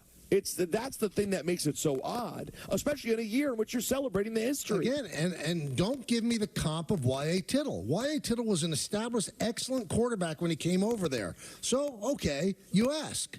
And that guy was still alive when they asked. You're going to ask the kids of a guy. Maybe the guy wouldn't have wanted it unretired. And this is a rookie. I don't care if he's a first-round draft pick. He's a rookie. Wyatt Tittle wasn't a rookie. And Michael, I don't. In all the stories that I've read, was he giving it that big of a stink? Was he threatening to hold out? No. Was he adamant about getting? Like, I really think if they just told him no, he would have been like, okay. But they opened the door as the possibility, and he took advantage of it. Good for him. He wanted the number, and he got it. But they weren't, that I could tell, they weren't up against the wall. He could have just said no. It's also sad because, like, Flaherty is not the kind of name that young people will know. Right. So if you're the family, you'd want to hold on to that jersey retirement even more, this distinction, because he's of an era and was of an ilk of player that could easily be forgotten. And this isn't some favor that the Maras did for him. He's in the Hall of Fame. He was in the sneaker game. If you know the Giants' history, the sneaker game is one of the biggest turning points in franchise history. Actually brings Fordham into it, Michael. The field was frozen. They ran to Fordham. They got a bunch of sneakers. And it was Flaherty who said we should wear sneakers. Flaherty's the one who said it. He's ingrained into the history of this franchise, the sneaker game. If you are a Giant fan of any age and you care about the history of this franchise, the sneaker game is one of the biggest moments in the franchise's history. He's the central character in it. We're going to hear from we're going to hear from Brian Dable on this when we get back. Hey, I talk for a living, whether I'm in the studio.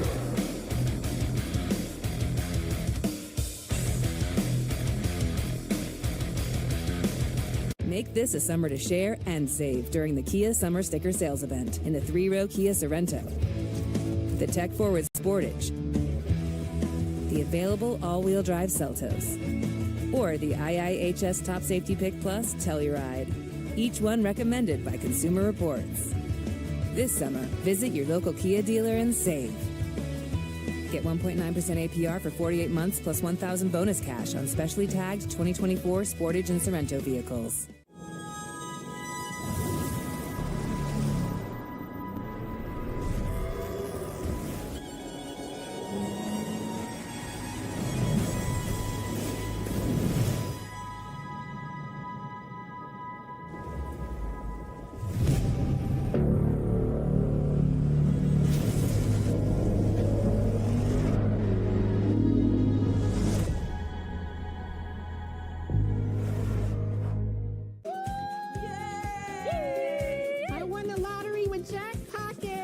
Press the button to order lottery tickets. It's that easy. You know, that really happened. I was in the bathtub and I was like, oh my God, I got to put my numbers in. And I grabbed my phone and my phone started exploding with texts and emails from Jackpocket telling me I won big.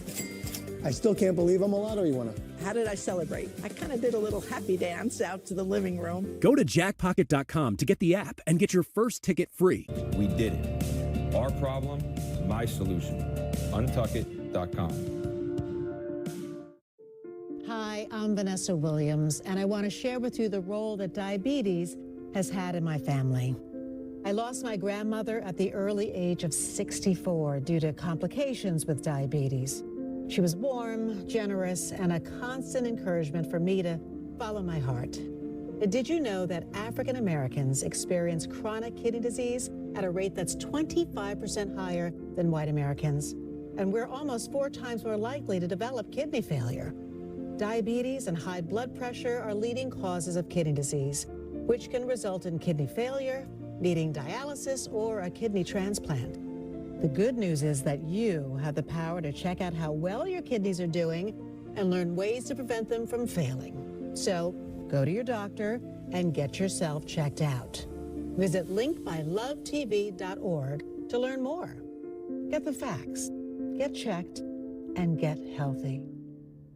For years, one company has battled to deliver business products the next day with no freight charges. Now, WB Mason, with their famous fleet of trucks and drivers, faces their biggest challenge, rescuing shipping and packaging buyers from expensive freight charges. That's right. Now, boxes, stretch film, and packaging tape are delivered the very next day at amazingly low prices. So, who do you call for fast delivery and no expensive freight charges? Who but WB Mason? Is it possible to be more capable and more practical? Be able to perform here and here make a statement while barely making a sound, and command the road as well as what lies ahead. How we get there matters. Get exceptional offers at your local Audi dealer. Everywhere but the seat. The seat is leather. Alan, we get it. You love your bike. We do too. That's why we're America's #1 motorcycle insurer. But do you have to wedge it into everything? What? Don't do that. Don't do that. This reminds me of my bike. The Wolf was about the size of my new motorcycle. Have you seen it, by the way? Happy birthday, Grandma! Really? Look how the brushstrokes follow the line of a gas tank. Hey! Brought my +1. Jamie. You don't want to miss History on Yes. Just marvel at what we're witnessing. Record-setting swings and the Yankees' epic playoff push. Back to back to back. Oh, ho, ho! Putting on a show. Watch as Aaron Judge takes aim at his own home run record. He's done it again. How much fun is it to watch him play every single day? And the fight for the division title reaches a fever pitch. Witness history unfold on Yes and the Yes app.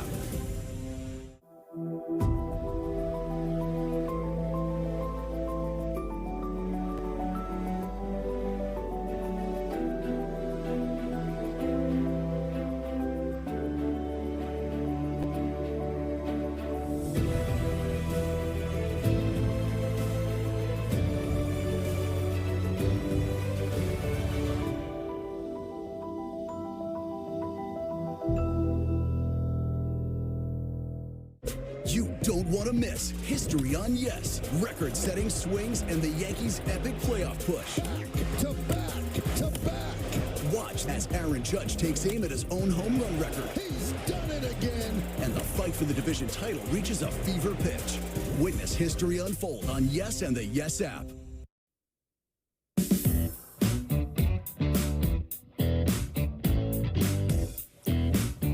Well, reset your preset with ESPN New York. Show us you're listening by uploading a photo of a device playing the new 880 ESPN New York for a chance to win a once-in-a-lifetime experience. Head to the contest tile on the ESPN New York app to enter. This week's giveaway is a 4-pack of tickets to Pearl Jam at Madison Square Garden on Wednesday, September 4th. Be sure to reset your preset to the new 880 ESPN New York. Diamondbacks leading the Mets 2-1 in the fourth inning. Big game for the Mets after a heartbreaking loss yesterday. So we're keeping an eye on that. And you can hear that game, if you so choose, on 880 AM. You know, Pete Alonso, home run number 29. But they've given the lead back up in the bottom of the third. So there you go. Keeping an eye. Let's listen to Brian Dable on the Malik Neighbors number situation. You know, I know he's very appreciative to the Flaherty family for allowing him to wear that number. You know, I'd say ask Malik about the number. The most important thing for us is to help Malik be the best football player he can be. So you know, I know he's very appreciative to the family. I know he spoke to them. I know he spoke to John. So that's his number, and we're getting ready to play football. He doesn't want any part of this. There's no way he wants any part of this. And I will say this to defend Dable. I mean, he can only live in the now. Because he can lose his job if the season goes sideways, right? So he doesn't have the luxury to think about the history of the Giants. He only can focus on 2024. But the owner of the Giants, especially somebody whose father's name is on the football, does have the luxury to think about their history and protect the history. I'm going to try to hide this as best I can. Don't hide. This is a guy. Just emailed me. I know him very well. He used to work for an NFL team. He's been 50 years in pro sports. This is what he said. This is not just nobody, all right?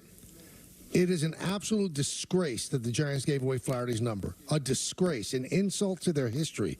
There's still time to change it, fix it before the season begins.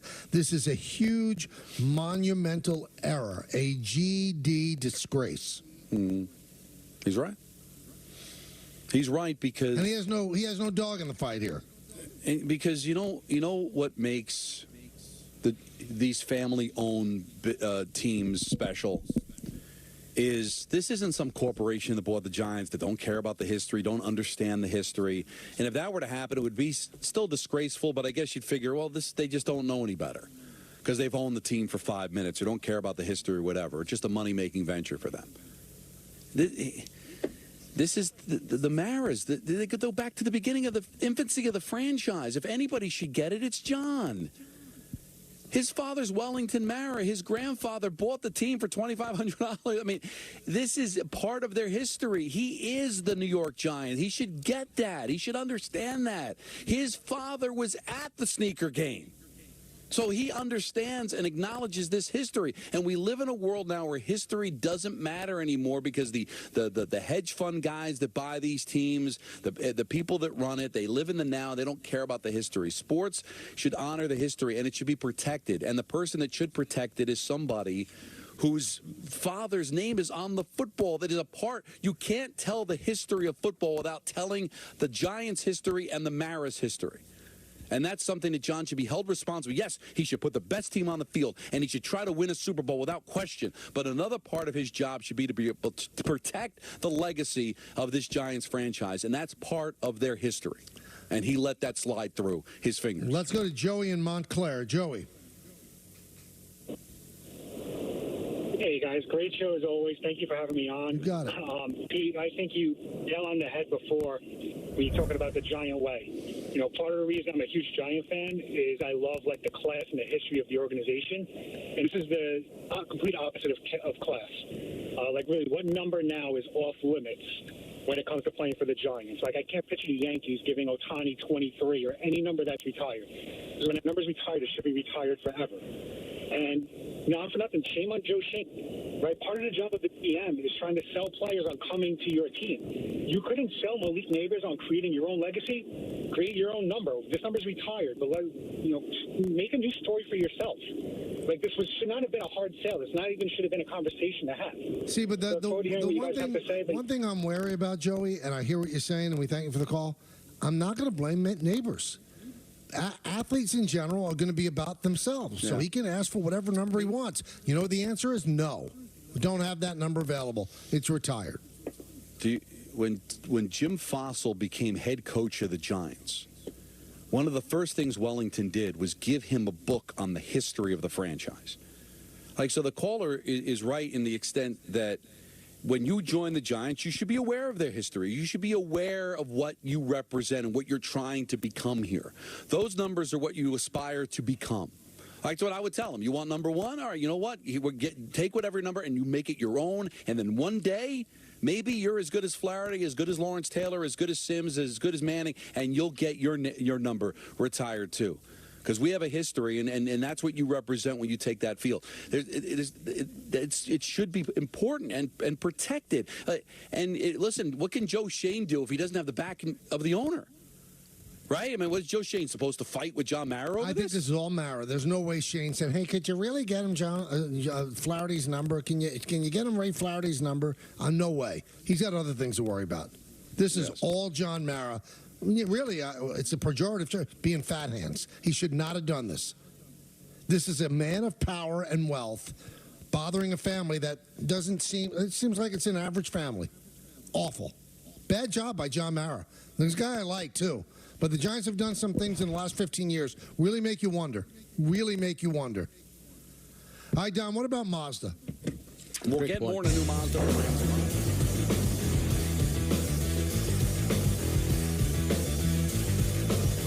Hey everyone, I am Tegan of Half Baked Harvest, and I am back on the Home Chef menu. Half Baked Harvest and Home Chef is a perfect match. You don't have to measure anything. It's like all right there, ready to go for you. Find my recipes on the Home Chef menu for a limited time.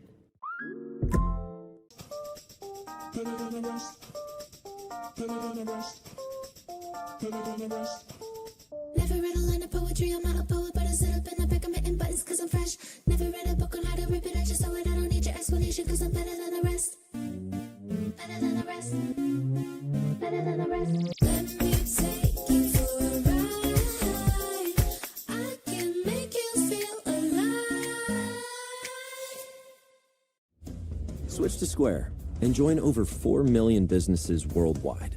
More than a point of sale, Square keeps you ready for any restaurant rush. And with Square, there are no hidden fees ever. At Square, get 24/7 support to help keep lines moving. And with Square Banking, get a loan quickly for everything from small repairs to the biggest dreams. Gain time and peace of mind with restaurant tools that bring everything together. Switch to Square today. Visit square.com to get started. We just signed the lease on our third shop.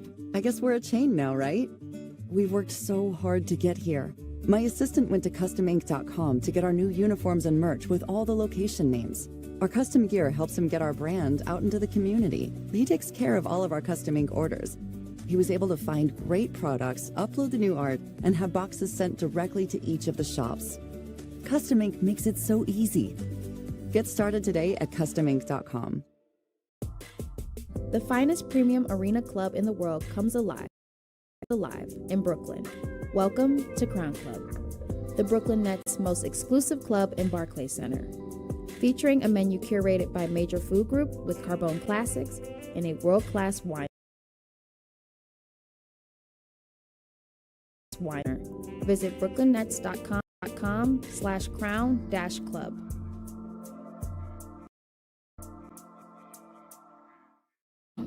Until we solve long COVID. The Solve Long COVID initiative is bringing together patients, researchers, doctors, and drug developers to find answers now. To learn more and see how you can help, go to solvelongcovid.org. Listen, I spotted it from the start. Breaking didn't even have a name yet. Bunch of kids from the South Bronx who didn't just knock on the door, they kicked it down. And today, it's your time. It's all about spotting it early. And if you do, no victory is out of reach.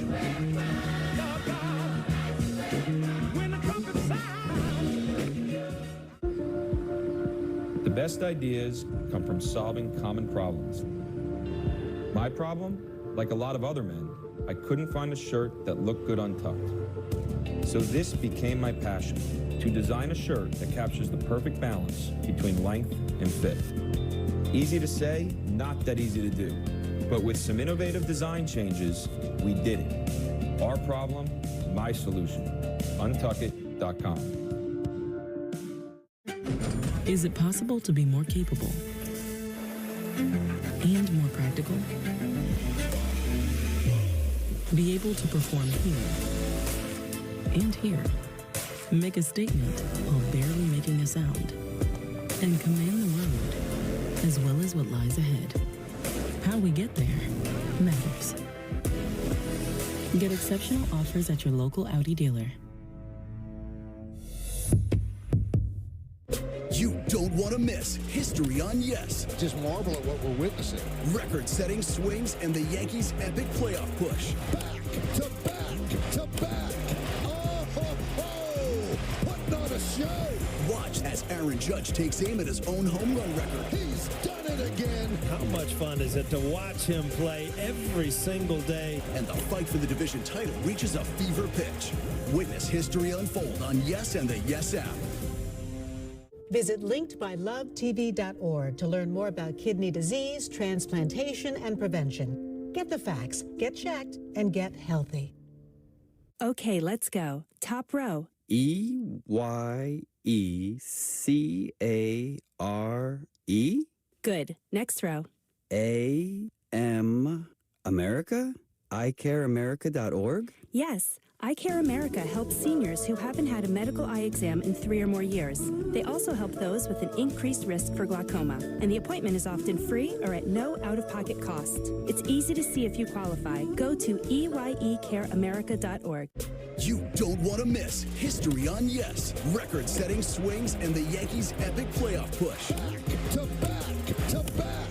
Watch as Aaron Judge takes aim at his own home run record. He's done it again. And the fight for the division title reaches a fever pitch. Witness history unfold on Yes and the Yes app. Visit linkedbylovetv.org to learn more about kidney disease, transplantation, and prevention. Get the facts, get checked, and get healthy.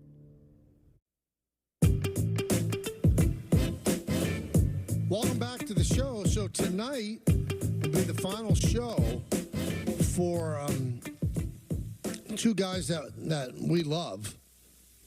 And we're going to have them on both today. But the first one is Gordon Damer. The other one is Larry Hardesty. And Gordon's going to join us right now. Gordon, how you doing? Hey, guys, what's going on? How are you today? Let's make things awkward. Yes, absolutely. Very much so. I'll tell you what. I'll start out with a compliment. Every time I listen to you doing a show, I don't want to turn off the radio, which is the whole thing that you want from a radio host. You're compelling, you're funny, you do everything the right way on radio. So I'm sorry that this is your last show today on our station. You and me both. But, you know, I don't know if you guys ever heard this before, but I was once told life is a series of hellos and goodbyes. Yeah. And unfortunately, it's time for goodbye. These things happen. It's the business we've chosen, as they say in Godfather 2. So you got to roll with the punches in life, and this is one of the punches. It's a bummer. I'll be honest. The last 7 years, I've been doing this for 30 years. The last 7 years have been the most fun that I've had. And, you know, the coworkers that we have, people behind the scenes that people don't really know that well because they're not on air, have been fantastic. People that I've worked with on the air have been fantastic. And I would be remiss if I didn't give the biggest hat tip to the greatest tag team partner this side of the Road Warriors and Larry Hardesty, because he has been absolutely sensational these last 3. And, you know, we've known each other, Gordon, for 31 years, and we were reminiscing on the phone earlier, you know, today. I think back to those days at Sports Phone waiting for Tony La Russa to finish his 7th pitching change in Oakland at, 2:15 in the morning in a game the A's were up 9 runs, about like where our careers were going to go and how we would walk with snow boots to do updates on on a radio station somewhere, and to be able to accomplish what you've been able to accomplish and working with you for the last 2 decades on ESPN. It's just been so special, and I never knew those days at Sports Phone we'd ever get a chance to do what we've been able to do. It's pretty cool. Yeah, and look, I worked at the station when we first started and left for some other opportunities, and then when I got the opportunity to come back, it really was like a dream come true, because I didn't think that I would ever get that chance again, and to kind of come home again has been great. I hope this is not the end of it for my broadcast. I don't know what's next, but these 7 years, and to be sharing the airways with guys like you guys, I know we don't really work together per se, but we're all part of the same team. It really has. I know it sounds cliche, it sounds trite, but it really has been kind of an honor. I mean, it's one of the highlights of my career. What's your favorite thing about Larry?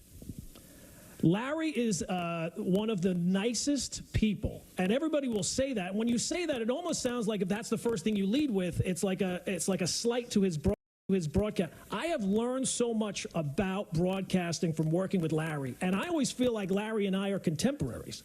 But he has such knowledge about things that I'm weaker on that I really feel like we were a great team. So he's been the best. And to go through it with him, I really feel unfortunate for him, as I'm sure he feels unfortunate that I'm going through it. But he is absolutely, our great sales guy, Pete Doherty, has a scale of people. And it's great guy, good guy, not a bad guy, or a jerk. Larry is, I think, a new category, almost like Mariano was in a different league in terms of a great guy. That's Larry Hardesty. See, now I want to bring that up. He's such a great guy that no one has a bad word to say about him, Gordon. Doesn't it make you a little suspicious that something's up? It does a little bit, but I've been working with him for 3 years. I still can't find anything. That might just mean that the bodies are really buried well. I'm not sure. Maybe one day it'll all of a sudden be like a Netflix 3-part special, Larry Hardesty, the down years. I don't know, but no, he's the best. Now, I never asked you this. I mean, you're a big Yankee fan, Knick fan, and Dolphin fan. Yeah. Now, the Yankees have been in a bit of a drought, but not to the point the Knicks and Dolphins. No. So what would you want to see more, a Dolphin championship or a Knick championship? Oh, if I could live to see, I've already kind of resigned myself to never seeing a Dolphin champion. I've actually floated the idea to NFL Network that they should do a series of, how they do a football life. They should do a series of wasted football life. And they could have the Dolphin fans on there, the Browns fans, the Jet fans outside of maybe this year. And I would love to see a Dolphin championship. I realize I have no more of my sports soul to bargain with for that, so that left town a long time ago. But that would be my number one. Yeah, no question. Do you think they have a chance this year? Everybody seems like they're giving the Jets a division. That's all you love, Gordon Damer. See, that's it. Nope. Bet the under, people. Bet the under. 9.5. No, look, it's for, I'm like the guy who's in the prison for 40 years and sees people coming in and they're like, I'm going to get out of here. So, no, you're not. You're Dan Marino whether he realizes it or not, he has ruined more fans of his life. If you were a fan of Dan Marino and grew up watching Dan Marino, you have ruined your football life. He was fantastic, but you're now stuck with an organization that has they haven't won a playoff game since Peyton Manning's second season. Peyton Manning's been retired for 10 years. His second, and he played for 20 years. No, they're a loser organization. They'll never win. Their owner's a bobo, and it's just the way it is. See, this is what we're losing.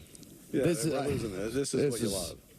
And also you have a great time with pop culture and putting together different brackets and battles of different things. The Peter Rosenberg Better Health reads. I mean, I thought they got shafted in the opening round, but exactly.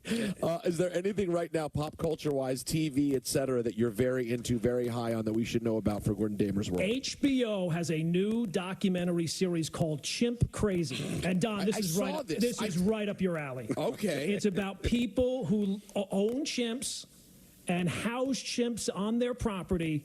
There's only been 2 episodes. I'm telling you right now, the first episode has a guy who you're like, oh, these people seem kind of normal. And then you see this guy, and as soon as you see his face, you're like, oh, a monkey ripped off his nose. Clearly, his nose has been ripped off by something. It clearly was a chimpanzee. The second episode, I'm telling you right now, it is as compelling as anything you have ever watched. You will laugh, you will cry, you will kiss an hour goodbye. It is as compelling. Chimp Crazy, I think is called on HBO. All I saw was like the little like logo on my screen, and I didn't give it a second thought. No. Gordon, I am so in now, thanks to you. This is why I love it. Thank you. And I'll tell you, the first episode, you'd be like, I can take it or leave it. Like a couple of hits, couple of misses. Second episode, if you are not drawn in on that second episode, oh my God, I don't even want to give anything. I want you to go in fresh. Wow. And Michael, you know how many Saturdays I've been stuck in the car just trying to get the results of what I learned on TikTok. I don't know if you've ever heard it, but it is such terrific radio where he comes up with 4 things and, one's made up and 3 are real or vice versa. And you do such a. I don't even know where you come up with these things. It's literally all on TikTok. Now, I will be honest. I think I have, as wide and as powerful as the internet is, I think I have scrounged every last fact. I think I've learned everything that the internet has to offer me. Wow. Yeah. You finished the internet. Yeah, I have. Anything that's useful. Like, there's a lot of stuff that's, like, interesting and useful. Like, there's a lot of stuff about how to fix a leaky toilet. That's not good radio. I'm looking for useless information that is also entertaining. And any of those facts, I think I have scoured the internet and there's none left. I need to wait for it to replenish. Well, last weekend I found out that Jack Black was addicted to cocaine at 14. 14? That is early. It's a tad early. Well, Robert Downey Jr. says, hold my beer, but he had issues early. Yeah. Well, look, there's a lot of those. We had a lot of fun with that. And Jacob Perry, who works on your show today, he was fantastic. A lot of the people behind the scenes, we gave them the opportunity at some airtime, and it was legendary. Brian Munguia, years gone by, Harvey Cruz and Joe Leo, who work on our show every single night, just about. They've all been great at it. So it's been a fun run. All right. So your final show is tonight with Larry. I'm sure we'll hear more from you, and you will obviously keep in touch with all of us. Thanks for popping on. Thanks for having me, guys. You got Be good. That's Gordon Damer. Thanks, Gordon. No, I mean, we're tiptoeing around this, all right? So, I mean, we always tell you the truth. In another of a long series of questionable decisions, because of the change in the radio station and the traffic people, it's too complicated even to explain. Maybe Don could be better than me, but residual damage is going to be Gordon Damer and Larry Hardesty, and that's going to hurt our station. I'm not going to lie. They're not retiring. They would love to remain here, but because of all of these different moves that were happening, they're kind of caught on the outside looking in, which is unfortunate. And as he said at the beginning, I'm glad he did. It's kind of awkward because we're not celebrating a career. We're lamenting the fact that they're not coming back. So I'm not quite sure how to put it. It is a little awkward. It is, but I'm glad we had an opportunity, as Lindor hits a solo home run to tie the game up at 2, to be able to say goodbye. And listen, I've known him since 1993, working at Sports Phone together, sitting there dreaming of being able to do the things that we've been able to do in our career. And quite frankly, it sucks that he's moving on. And I really hope that there's a PD out there listening that gives this guy an opportunity. He's a talent. He's witty. He's got a wealth of sports knowledge, tremendous pipes. I mean, this guy deserves to be working somewhere. So our loss hopefully will somebody else's gain down the road. Absolutely. Absolutely. It's just, it's an awful, awful story. You know, we talked about all the people at WCBS 880 that lost their jobs. And now two people that are excellent at what they do are losing their jobs because of business decisions made in places that we have no influence, unfortunately. But they do listen, and if they do have room, they should bring both of these guys back because that's how good they are. They're not just, oh, you know, they're filling time. No, they're really good at what they do. And I think they have a really, really sincere, popular following. Knowledgeable, funny, warm, just a great, pleasant listen. Both will be fine, I know, but it's a loss for us, and it's a bummer. Oh, don't forget, and don't worry, we'll have another awkward situation at 5:45 when we have Larry on. I love Larry. Yeah. All right, so Larry's going to come on. Joe Douglas spoke today. Also, Malik Neighbors just spoke about the number situation. Yep. And we're going to hear what he has to say about that. It's all coming up on the K Show right here on Yes and on 880 ESPN New York.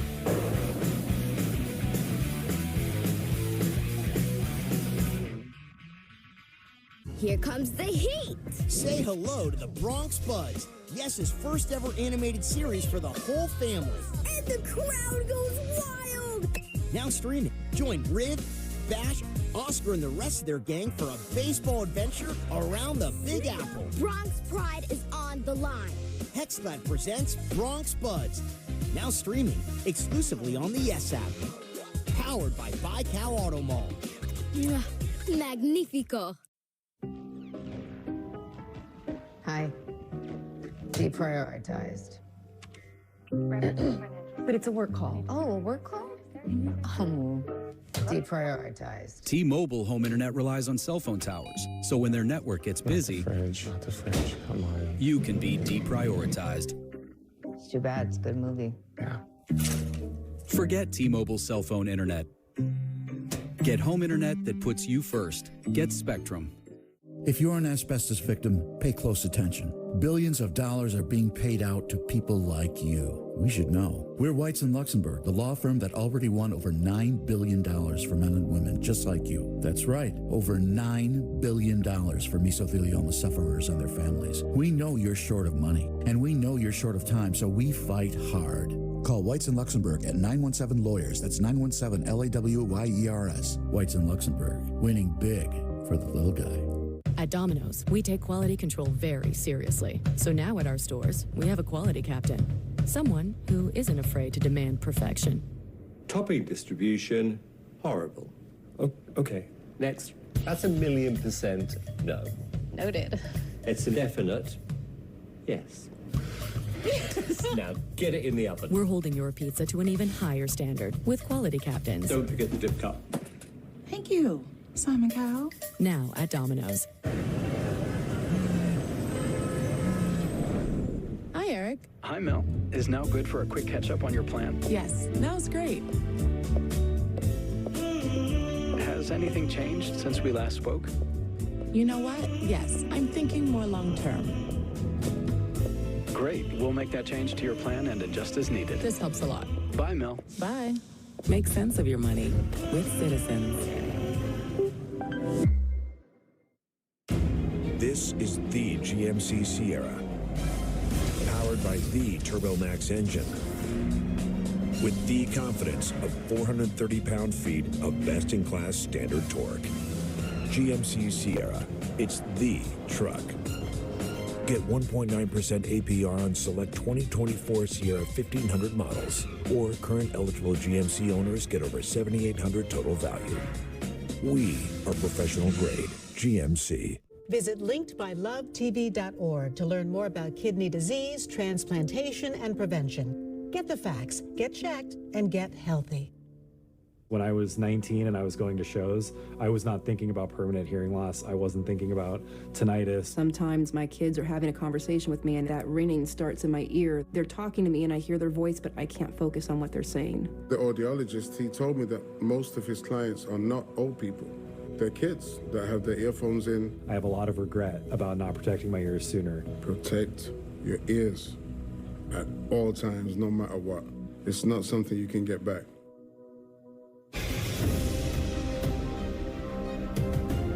Feel October in the air today.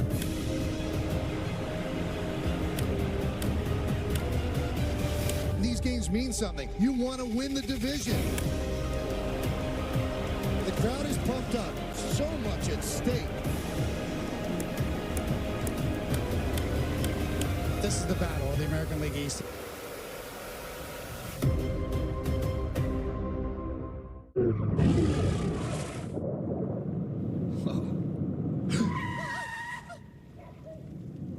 Eyes forward. Don't drive distracted. You don't want to miss history on Yes. Just marvel at what we're witnessing. Record-setting swings and the Yankees' epic playoff push. Back to back to back. Oh, ho, ho. Putting on a show. Watch as Aaron Judge takes aim at his own home run record. He's done it again. How much fun is it to watch him play every single day? And the fight for the division title reaches a fever pitch. Witness history unfold on Yes and the Yes app. Very, very strong 2 hours. Got an hour and a half more to go. The Mets and the Diamondbacks are tied at 2. They're in the top of the 6th inning. Don mentioned Francisco Lindor with his 28th home run of the year. I believe he's going to finish second in the MVP. I think Ohtani, who's going to be a 50-50 guy, is going to win the MVP, and I think Lindor's going to finish second. He's been great. He'd have a chance to win it if he had a decent April. He had a dreadful April, but it's 2-2 now, 2-7-0 for the Mets, 2-5-0 for the Diamondbacks. They now go to the bottom of the 6th inning. So the Met bullpen is going to be involved. Yeah, they're certainly going to be involved. Speaking of Ohtani, Michael, what would possess you? Would there be anything you would wait 8 hours online for? Probably not, no. Yeah, and certainly not a bobblehead of Ohtani. Yeah, but I heard the bobblehead it's being sold for like $2,000 online. So people that waited those hours, where else were they going to make $2,000 for 8 hours?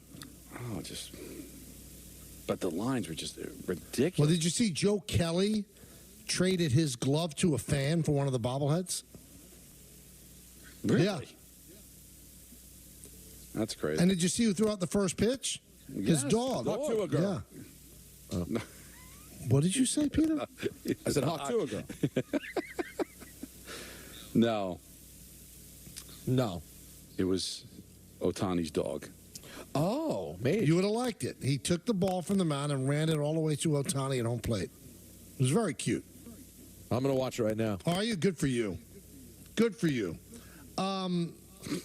We had a spirited discussion in the 4 o'clock hour about the Giants putting the Flaherty family in an uncomfortable situation to unretire their dad's number so that Malik Neighbors could have it. Well, Malik Neighbors spoke at the Giant facility, and he talked about choosing his number. We had a lot of situations dealing with what number I was going to wear. We still in the locker room asked about numbers, but I feel like this was the best route that I went. Grateful and thankful to the family for letting me wear this number. I know this number has been worn for 80 to 90 years, so for me to be chosen to wear this number, only favor to God. I'm God's child, so He put me in the right position. He was asked why number 1. Why 1? What's appealing about 1? I just felt like it was the best situation, the number to go at, really. Does it look good? I mean, it looked good, feel good. Does it mean anything? Does it have any meaning? No, it don't have no meaning, but, it has a meaning in this organization. It's been retired for so long. Thank you for the Flaherty family for letting me wear it. If it has no meaning to you, then why wear it? Well, he wanted a single digit, right? There are single digits available that would not cause the stink. Right. Well, that's why when he because kept saying, what did he wear 9 during the preseason? Yeah, he was 9 until yesterday. Well, I just feel like he said that this was the best route. How? How is that the best route? But what I take from it is that if they had said no to him, I think he'd be fine with it. So do I. You can say no to people. And he's saying all the right things because he probably understands how awkward it is, and he wants to honor that. So I've got no problem with Neighbors. He asked a question, he got an answer. The answer was yes, and he's running with it. And I guess I don't have any problem with the Flaherty family. If they want to give the number up, I guess They have that choice, whether they were pressured into it or whatever. But I just don't get why the Giants even made the phone call to ask when it doesn't sound like it was that big of a deal anyway. Are they that, like, oh, we desperately need to be good, and Neighbors is going to give her a chance to be good, and we're going to be able to pay $40 million to Daniel Jones because he'll be good again. So you're falling all over yourself because of the quality of the player, that you're disrespecting your history? We don't know what he's going to be. I think he's going to be a really good player, but it sounds like he would have been just as good a player wearing 9. And how about the people, because I've seen this on social media too, that went out and bought the 9 Neighbors jersey? Yeah, I was thinking that. What happens there? Don't you have to give a year's notice before you switch a number?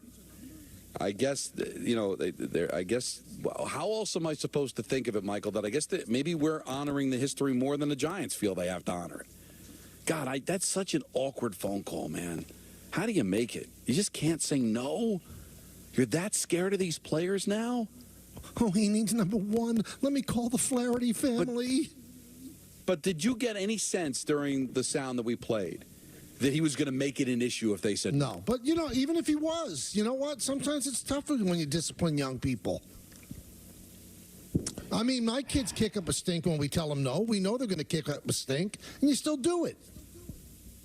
John Mara should know better. And again, he should have an appreciation of the history of the organization more than any person alive. So now, what, because we talk about your favorite phrase and our show's favorite phrase, you don't do these things in a vacuum. No, never in a vacuum, Don. So next year's draft pick, if they want 10, 11, 56, whatever number's retired, Mel Hines' number.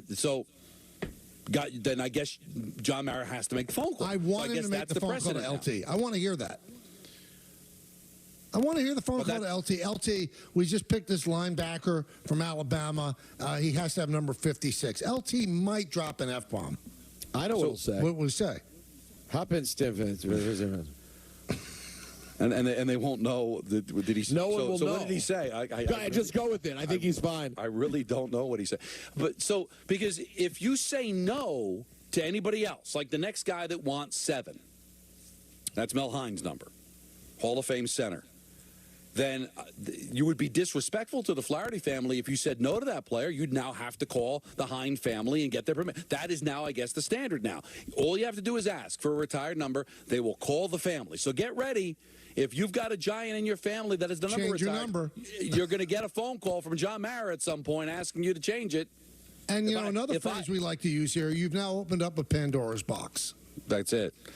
So if I'm the Hine family, the Sims family, the Taylor family, anybody whose number's retired. Unlist your number.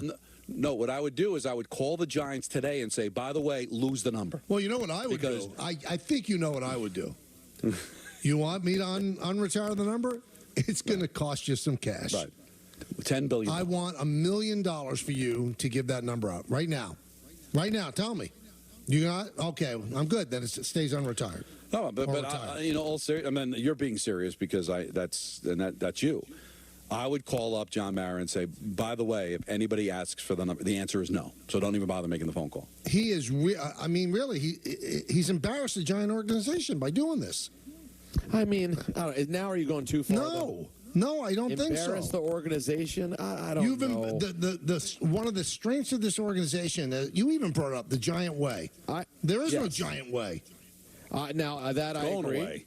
I agree that they're definitely doing a bad job with their identity as this sort of team that has a way, a Giant way. But I don't know. Is it going to be a thing that they really... I just think embarrassing themselves as an organization feels... Well, I read you an email from somebody that's been in the NFL for 50 years. 50. It's an embarrassment what they did. It's an embarrassment. But for a guy who's a rookie, again, don't make a comparable with Y.A. Tittle. It's a completely different thing. But now you've set the precedent, Peter, that it's worth the ask. Oh, yeah. So anytime you want any of the retired numbers, Frank Gifford 16, we'll call the Kathy family. Lee, can we have that 16? Well, what's Kathy Lee going to say? Right up your you-know-what. Well, especially now that there's already been a family that said yes, so now you probably feel even more pressure. You don't want to look like, the family that's putting your family above somebody. It sets a bad press. I mean, I understand where you're coming from, Peter, like embarrassing, but listen, I'm a Giant fan. I'm embarrassed because I think this history is supposed to be important, and I guess it's not really all that important. So the Giants are really just like every other franchise. And let's also be honest, Michael, too, anytime a franchise says we're above it, no franchise. No. I mean, every franchise in some way, shape, or form embarrasses themselves for the When they did that thing with the kicker, Don. Yeah, that's exactly. There's no Giant way anymore. And they drafted that Peters kid from Nebraska. There's no Giant way. It's how do we win? And it's every organization. I mean, the Yankees have had their embarrassing moments, and the Dodgers, like all these franchises can look at it and say, oh, well, never on our watch. Nah, it probably happened on your watch, too, because that's the way things are now. But I know there's a whole generation of people that think, what's the big deal? It's 100 years ago. I'm sorry. I mean, just put yourself in that situation. If that was your dad, your grandfather, your great-grandfather, as big a Giant fan as you might be, would you just be so easy to say, yeah, let him wear the number. Doesn't matter. My dead grandfather wouldn't have cared. I can only speak for myself. If Don LaGreca's number was retired by the Giants, there's no way that I would let anybody wear that number ever. Now let's shift over to the Jets, who have their own issues. Joe Douglas spoke today because he speaks after they get to a 53-man roster, and then he speaks at the bye week. That's it. Otherwise, he doesn't speak. He's Marcel, the GM. So Hassan Reddick is still out, and Joe was asked, any update on the Reddick situation? Nothing's changed from our end. Obviously, a ton of respect first on, and awaiting his arrival, and looking forward to when he does. He's going to be welcomed with open arms. See, again, I like Joe. Okay, so that'll be my caveat. Ton of respect for a guy who's not honoring his contract. Where's the respect come from? Yeah, because everybody is just so scared of the player, Michael. Don't say anything that'll offend him. But so you got to show you have a ton of respect. A ton of respect for a guy who's not honoring his contract. I have a ton of respect. A ton of respect. So that's a lot of respect. So he was asked, how has the communication been with Reddick? I would say clear and direct from the beginning, and I have a lot of respect for the agent as well. So again, the ball's in their court, and whenever he's ready to come here, again, we can't wait to have. He sounds like Aretha Franklin, but he's not. He's lying, is what he's doing, and I appreciate it. But it's posh. So you appreciate the lie?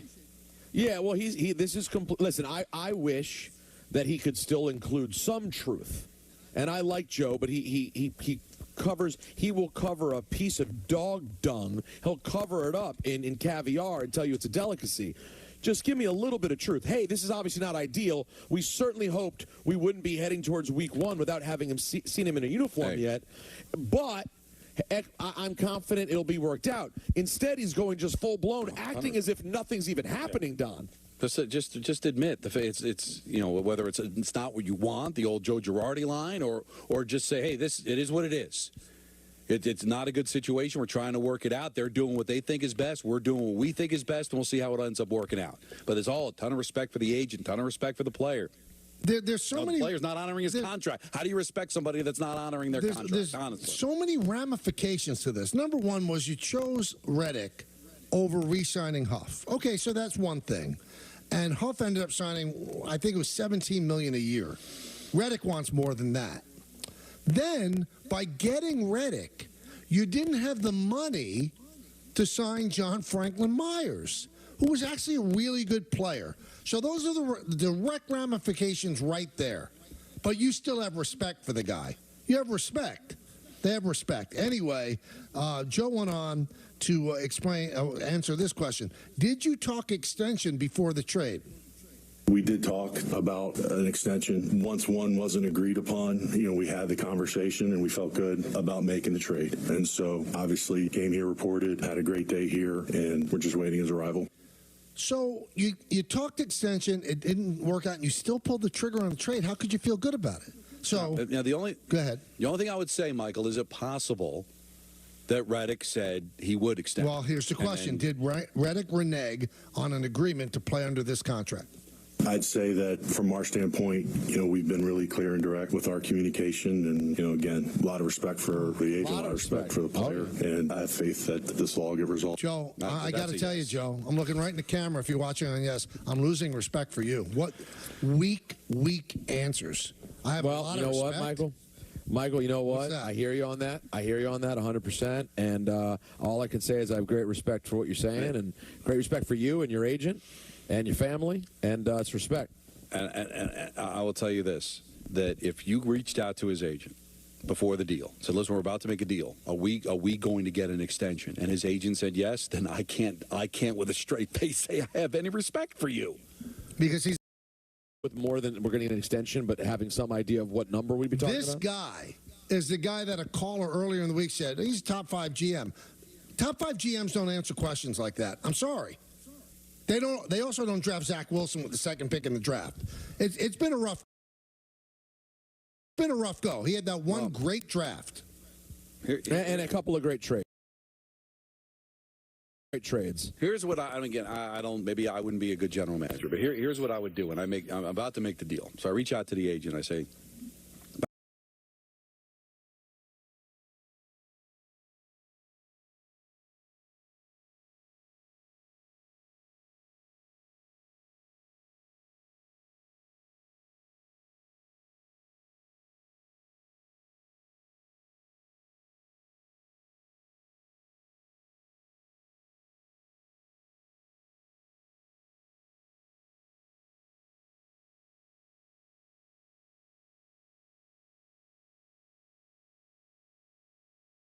he says, oh, we'll get something done. Okay. If we don't get something done, will your client report to camp and play the last year of his contract? If the answer is no, then you don't make the deal. If the answer is yes, then you lied to me, and I'm going to tell everybody that you did. Like, would I be wrong to do that? Like, if they asked me, well, he told me he would play under the contract, and he's not. I would expose him. But here's the problem, problem, why am I showing Don. respect? If you're a GM in the league, you're going to have to deal with this agent over and over again with other players. Well, then I'm going to let the world know, hey, everybody, all the other 31 general managers, this guy's a liar. He told me that his client would report to camp if we didn't get a deal done, and he didn't. So I want to let everybody know he lied to me. If I'm getting lied to, what am I supposed to? I thought a ton of respect. I'm going to run scared. I'm a general. I got to deal with you. I'm going to let the rest of the world. I'm sure Philadelphia knew. That's why they traded him in the first place. And that's why he's playing on his 4th team, or trying to play on his 4th team before the age of 30, because he's probably been a bit of an issue here. So why can't you let the world know that his representation lied to me? Now, again, you can't run scared all the time. They had no problem saying they won't trade him, so they take a stand there. He was asked, do you anticipate Reddick being here before the opener? I can't lay out any expectations right now, but when he does arrive, we're all going to be excited. So weak. Now, there was a story in The Athletic today where they talked to 31 agents. So he might have respect for these agents. Yeah. But according to what was written about our New York Jets, these agents don't have respect for him. I'm trying to find the exact quote, but the Jets don't come out looking good.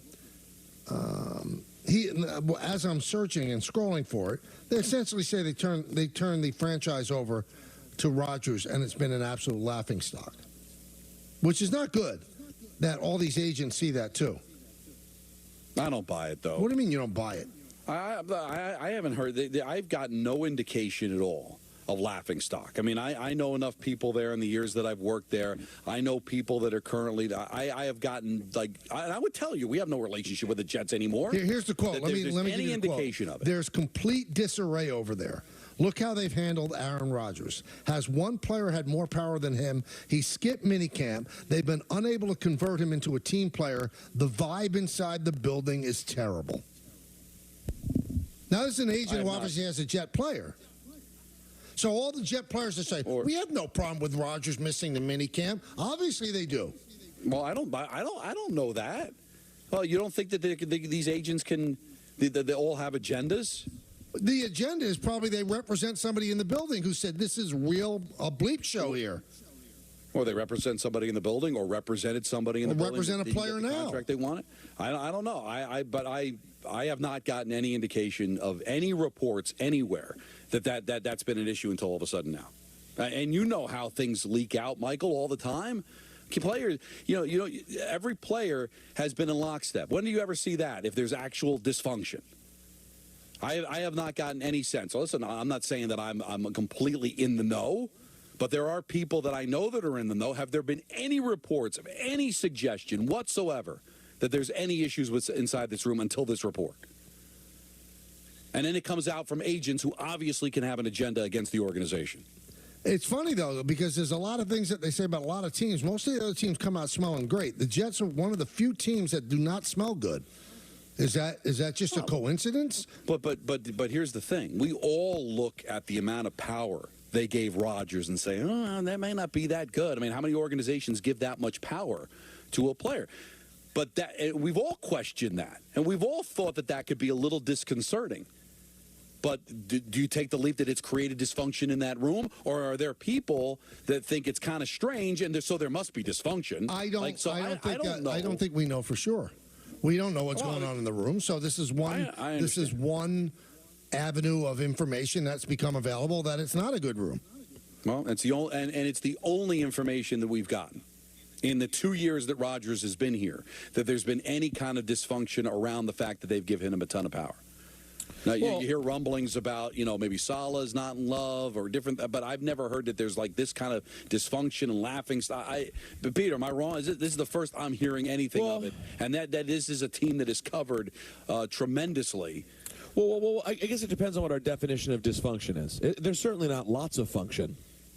I wouldn't say there's, Michael, we couldn't argue there's great function. No, I mean historically, there's going all the way back to the Mike, going back to Mike White shirts. But this was specifically to the power in which they have given Rodgers, that it has created a dysfunctional atmosphere inside that room. Have there been any indication that that's been the case? Now, it's easy to take the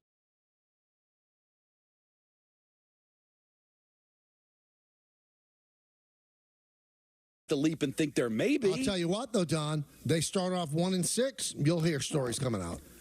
I think everybody's keeping their mouths shut now because it's a good team, and they hope that the team goes far.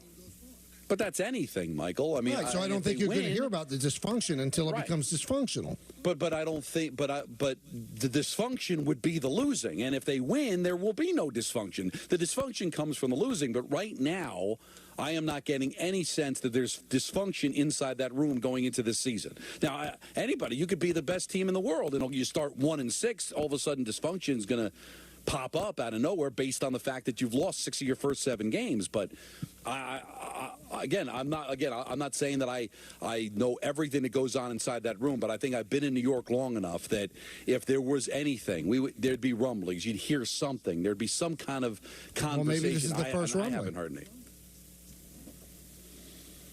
We'll see.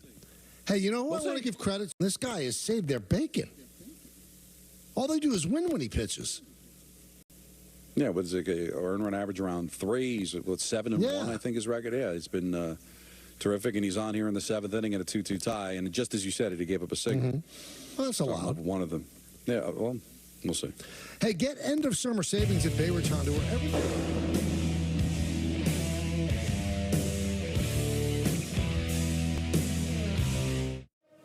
It's Aaron Judge. Yeah. Sometimes you get the feeling you're watching a Hall of Famer right in the middle of his prime. The captain is rolling. They're going to need a longer tape measure. A monster blast. See ya. Wow.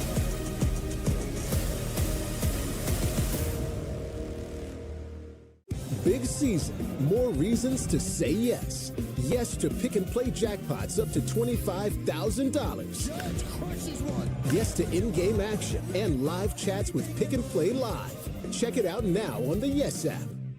And more practical. Be able to perform here and here. Make a statement while barely making a sound. And command the road, as well as what lies ahead.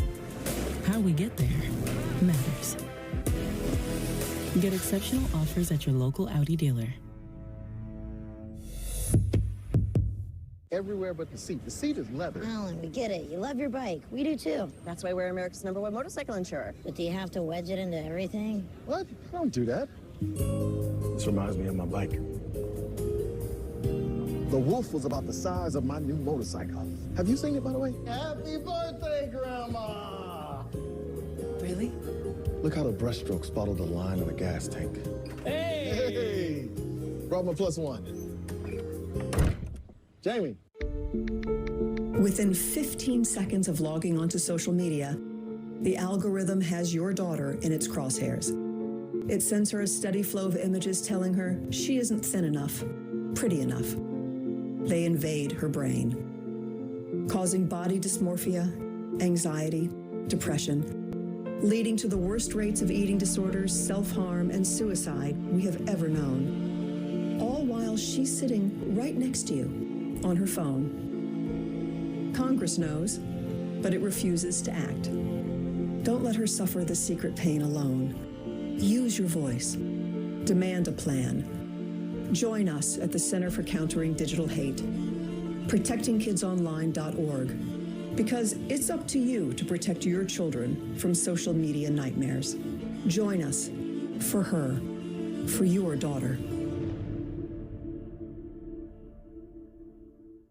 For years, one company has battled to deliver business products the next day with no freight charges. Now, WB Mason, with their famous fleet of trucks and drivers, faces their biggest challenge, rescuing shipping and packaging buyers from expensive freight charges. That's right. Now, boxes, stretch film, and packaging tape are delivered the very next day at amazingly low prices. So, who do you call for fast delivery and no expensive freight charges? Who but WB Mason? The Make It Ford Summer Sales Event is on. So make it your best summer ever with Ford. Get your ideal combination of power and capability. And experience hands-free highway driving technology with Ford Blue Cruise, available on select vehicles. It's the Make It Ford Summer Sales Event, so make it yours. Make it now. Returning lessees can now lease a Ford F-150 for just $299 a month for 24 months, only at your local Ford stores. You don't want to miss History on Yes. Just marvel at what we're witnessing.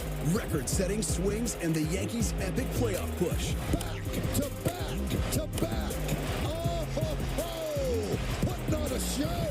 Watch as Aaron Judge takes aim at his own home run record. He's done it again. How much fun is it to watch him play every single day? And the fight for the division title reaches a fever pitch.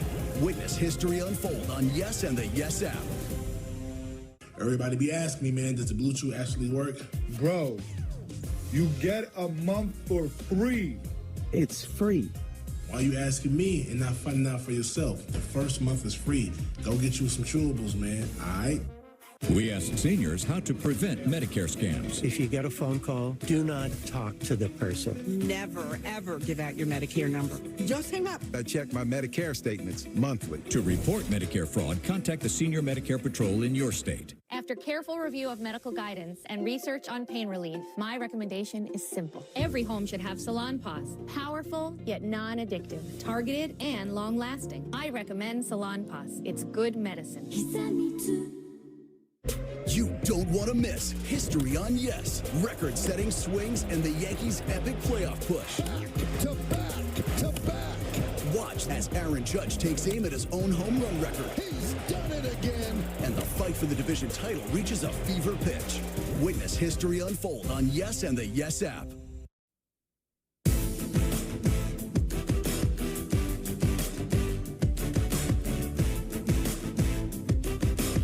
Pinstripe Report brought to you by Samuel Institute for Pain Management. Yankees are off today. Mets and the Diamondbacks are playing the rubber game of their 3 games. So a pretty big game for the Mets since they're 4 back in the loss column from the Braves for the 3rd and final wild card. The Yankees just lost 2 out of 3 to the Nationals. They were 1 for 26 with runners in scoring position in the series.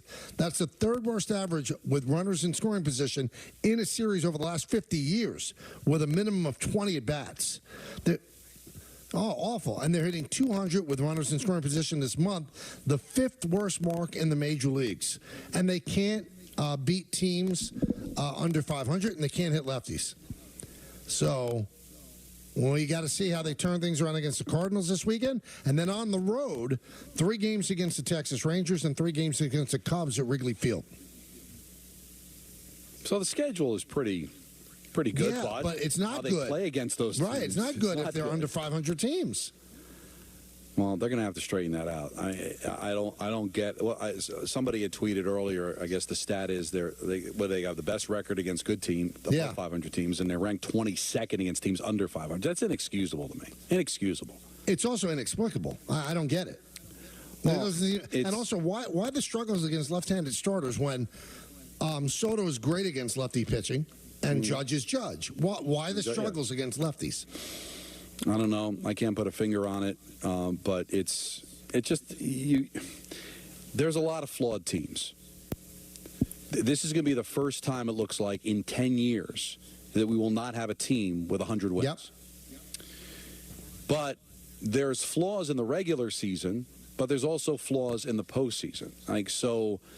And you look at questions at closer, hitting with runners in scoring position. These are things that are really going to affect you in the postseason. So you want to make sure you right that ship because it's really difficult to win a championship, Michael, when you can't hit lefties, you don't hit with runners in scoring position, over-relying on the home run the way they seem to be from those 2 guys, and you've got an issue with your closer. Those are signs that tell you that might be something that can get exposed in the postseason. Well, that's the Pinstripe Report brought to you by Samwell Institute for Pain Management. For pain-free life, visit SamwellPain.com today. Hey, ESPN New York has a new dial position on 880 AM with all the same coverage of your favorite teams on DiPietro and Rothenberg, Bart and Hahn, and this fine show, The Michael Kay Show. And now, ESPN New York is the radio home of your New York Mets. 880 ESPN and the ESPN New York app, your city, your teams, your ESPN New York. Ira in Staten Island. Ira. Hey, Michael, Don, Peter, how are Good. you? You know, I tell you, while I was sitting down, got home from work, and I'm listening to the show, and you start talking about Gordon and Larry. And I tell you, I actually got sick to my stomach. And I know you're in the big boy business, and it's above everybody's power over there. It's the higher-ups. But Gordon, I would always listen to his individual show on Saturdays, always enjoyed him, a very good performer. And Larry, not only did I always listen to Larry and catch him on Sundays, especially after football games, but I got to know him personally because I would see him at Jet Camp for years. And literally, it's just very upset hearing about this news. And it's unfortunate. Hopefully, they both catch on elsewhere. And I just want to say thank you to both of them because they're just, both of them, great individuals. It's really kind of you, Ira, and we thank you. And I think that I can assure you that the 3 of us all are sick to our stomach as well. They are really good at what they do. They've been an important part of the fabric of the station, and it's kind of unfathomable that after tonight's show, they're not going to be working here. We don't get it, and yeah, we are sick to our stomach about it. Let's go back to the phones. Let's go to Griffin in Connecticut. Griffin. Hi, Griff. Hey, guys. I have 2 things. The Yankees, Michael, I have a question about one of the things with the Yankees. But I wanted to let you know that I ended up winning the Alan Hahn thing, sweepstakes, with the Alan Hahn. And what do you get for that?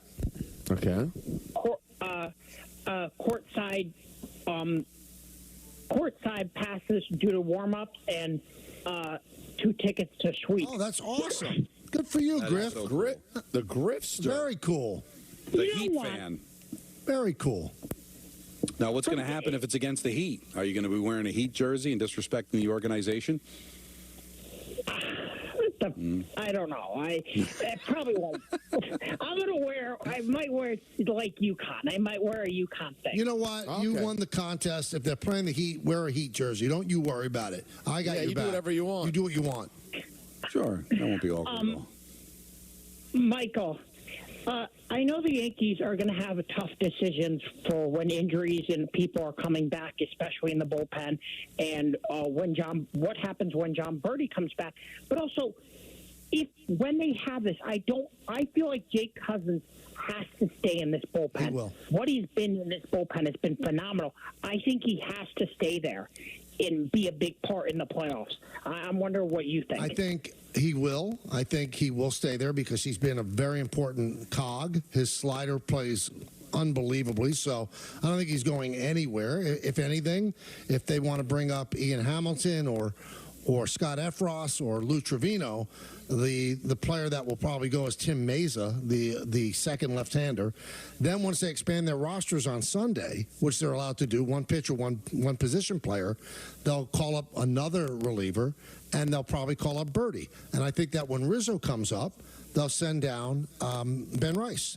So that's how you make room for them. I don't think they're going to, send down Oswaldo Cabrera. That wouldn't make sense. He's played very well.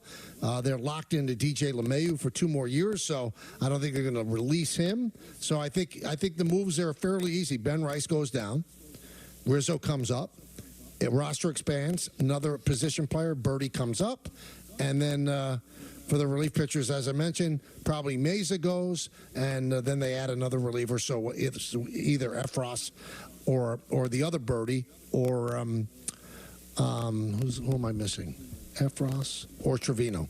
But Efros has been ready. He's over his injury. They just haven't called him up. Let's go to Danny in Long Island. Danny. What's up, boys? Well, we're really bringing out some heavy hitters in this segment. That's right. Batting third behind everybody. Ira and Griffin. Listen, sorry to hear about those two guys. I enjoy the show. Sometimes I work evenings, so I do hear them.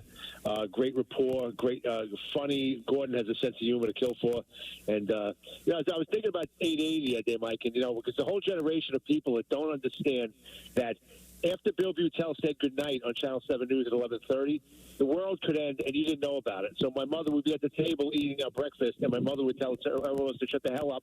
She'd turn on a little AM/FM radio, and we listened to the news to find out what transpired. And I actually found out that's how Tom Seaver got traded, and I remember finding out that's how Roberto Clemente died on an AM radio in the kitchen, listening to 880 News. So, things are changing, the world's changing. What are we going to do? This is life, right? So. Doesn't make it easy for the people that lose their jobs, though. True. No, but you know what? They'll pick up someone else. I have no doubt those two guys especially. I mean, there's jobs all over the place, so they'll be fine. It's sad, of course, but they'll be. I have confidence that they'll be fine. But listen, the Mets here were another tough game here. Last night was a bad one, and I'm glad I fell asleep because I had to get up early in the morning. And this is what happens to bad teams. You lose games, and now all of a sudden the guy who you really counted on, he's been awful, and you're going to turn the calendar to September here, and you fly back, and if this happens and this happens, yeah, okay. If all of this happens, whatever. But a week from today, we'll be talking about the National Football League. So the Mets gave me a summer. So even if they don't make it, they gave us a summer. That's all. And that's, what? I'm not a Yankee fan. It's not win or it's a loss, right? They did as well as we thought they would do at the beginning of the season. It's a little uneven, but it is what it is.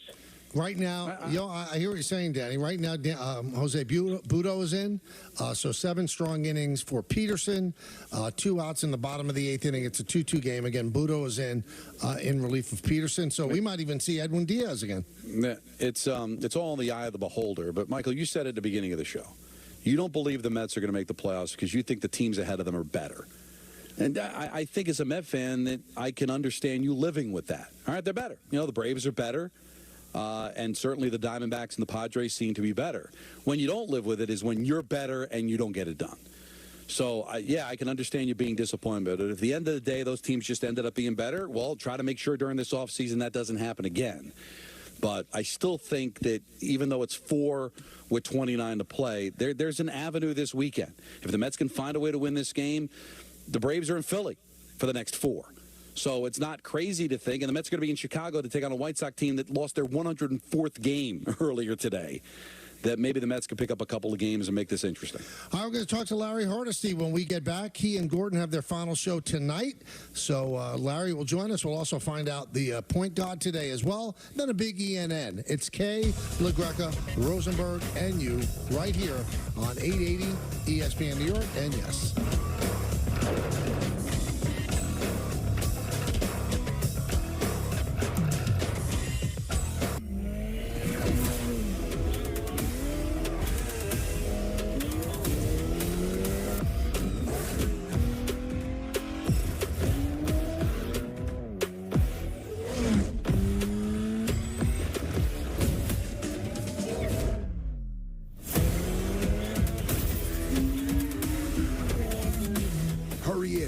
Acura Summer of Performance event going on now.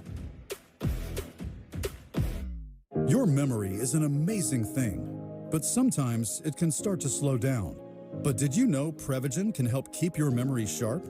The secret is the powerful ingredient apoaquarin, originally discovered in jellyfish and found only in Prevagen. In a clinical study, Prevagen was shown to improve memory in subgroups of individuals who are cognitively normal or mildly impaired.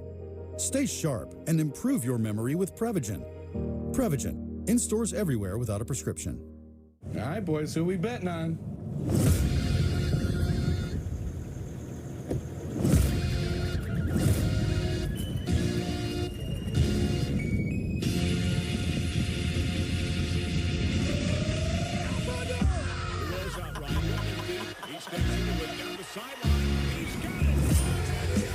However you bet, whoever you are, the sportsbook for every kind of player. Hard Rock Bet. Roll with us.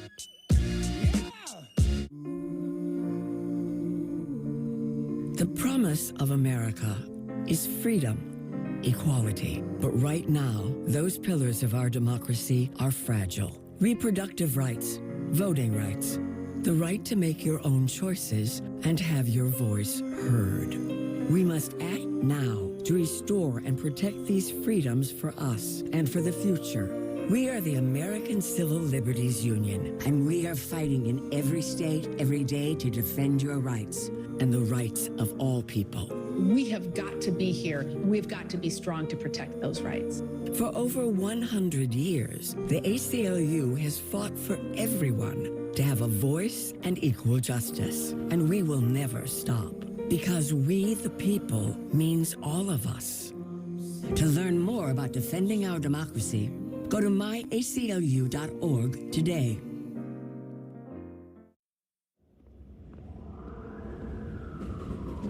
Listen, I spotted it from the start. Reagan didn't even have a name yet. All that potential, just waiting to burst free. I think about every battle. Kids from the South Bronx who didn't just knock on the door, they kicked it down.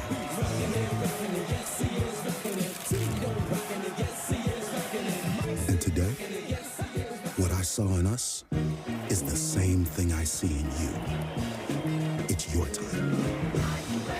It's all about spotting it early.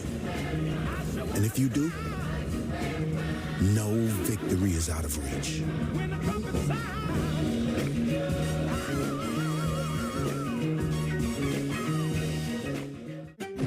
Is it possible to be more capable and more practical? Be able to perform here and here. Make a statement while barely making a sound. And command the road, as well as what lies ahead. How we get there matters. Get exceptional offers at your local Audi dealer.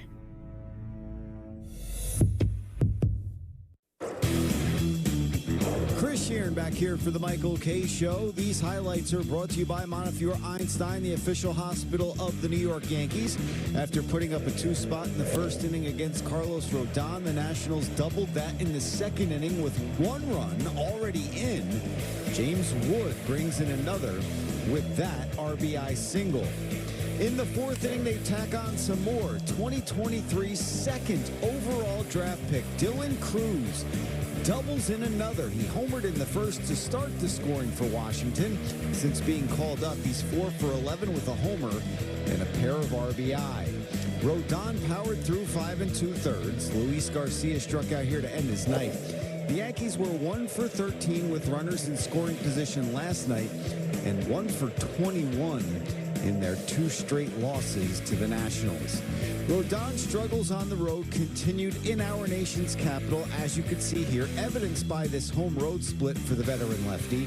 His ERA is over 2 runs higher away from the friendly confines of Yankee Stadium, which is where the Yankees will be tomorrow as they open up a brief 3-game homestand with the Cardinals. Our coverage begins at 6 with BPTV.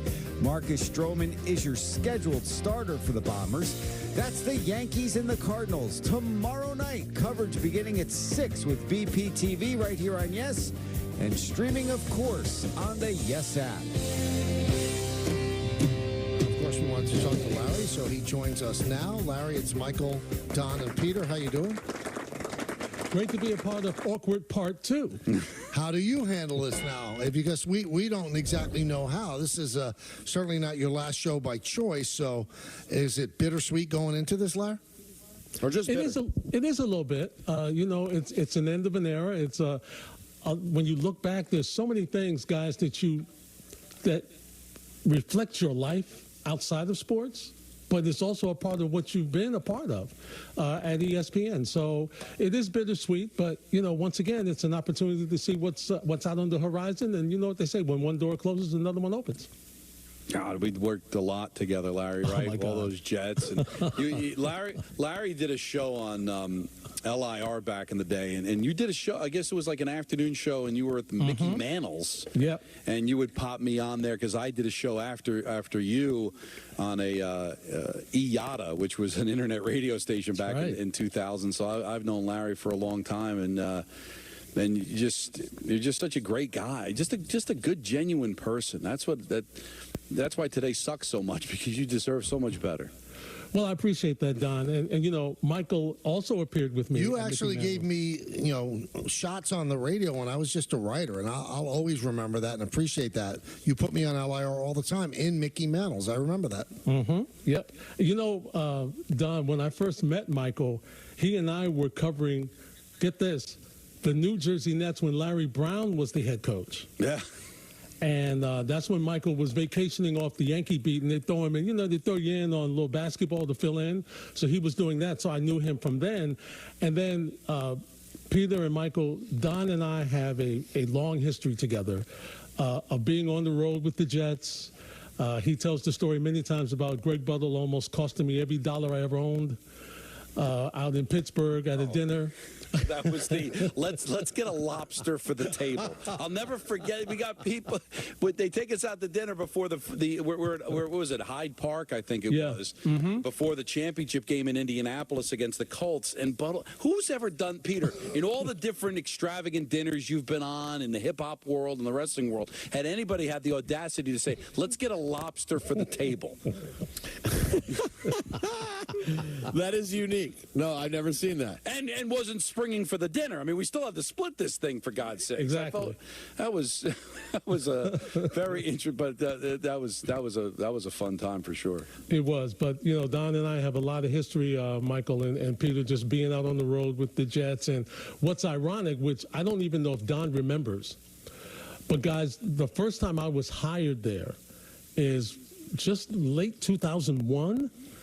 Is to do updates. Now, Don was the update guy at that time, and he was doing updates for Scott Farrell. You remember this, Don? Yes. And they wanted Don to be on the air on his own show Saturday morning. And so Friday night, he had to sleep there all night, so he made sure he was on the air there Saturday morning. So they say, hey, listen, we know you've done some stuff at BLS and LIB and whatnot. Why don't you come in, do some updates? And so Don LaGreca trained me to do updates at ESPN, and now Don LaGreca is helping me transition out of there. So it's kind of a special moment as well, guys. Well, Larry, you were always such a gentleman to me from the second I showed up, and I just always appreciated having you at the station. Plus, I just enjoy your voice and your work. So I just want to give you your flowers for being a kind person and great on air. And also want to ask you the same thing I asked Gordon about you. What's your favorite thing about working with Gordon Damer? Gordon is one of the wittiest people off the cuff that I've ever worked with. I mean, you could throw him a line and he will take it and twist it and make it hilarious. His family is hilarious. The things around his garden is hilarious. Gordon has a way to spin everything that puts a smile on your face. He's very witty, off the cuff. He's brilliant, and I've enjoyed the past 3.5, 4 years working. As you guys know, from working single and working together, it takes a special chemistry to work with a person. And, he's made it fun over these past 4 or 5 years. Bottom of the eighth, or top of the ninth inning, Iglesias just got a base hit to drive in a run. The Mets lead 3-2. and Diaz will come in and try to close it, but they're still batting in the ninth inning. Now, I have the money question for you. You ready? Okay, of course. Gordon said you're the nicest person of all time. I feel the same way. Don said it. Peter said it. What's the story? What's real? I mean, do you have any dark secrets that you just haven't let out? Is this like a Jason Williams story you want to tell? Oh, my God. Go there? No, it's not like that. Wow, no, that's gracious. Wow, no. I didn't think so. That's why I brought it up, because I know there isn't. Yeah, no. I am, Michael. You've known me. I'm just who I am.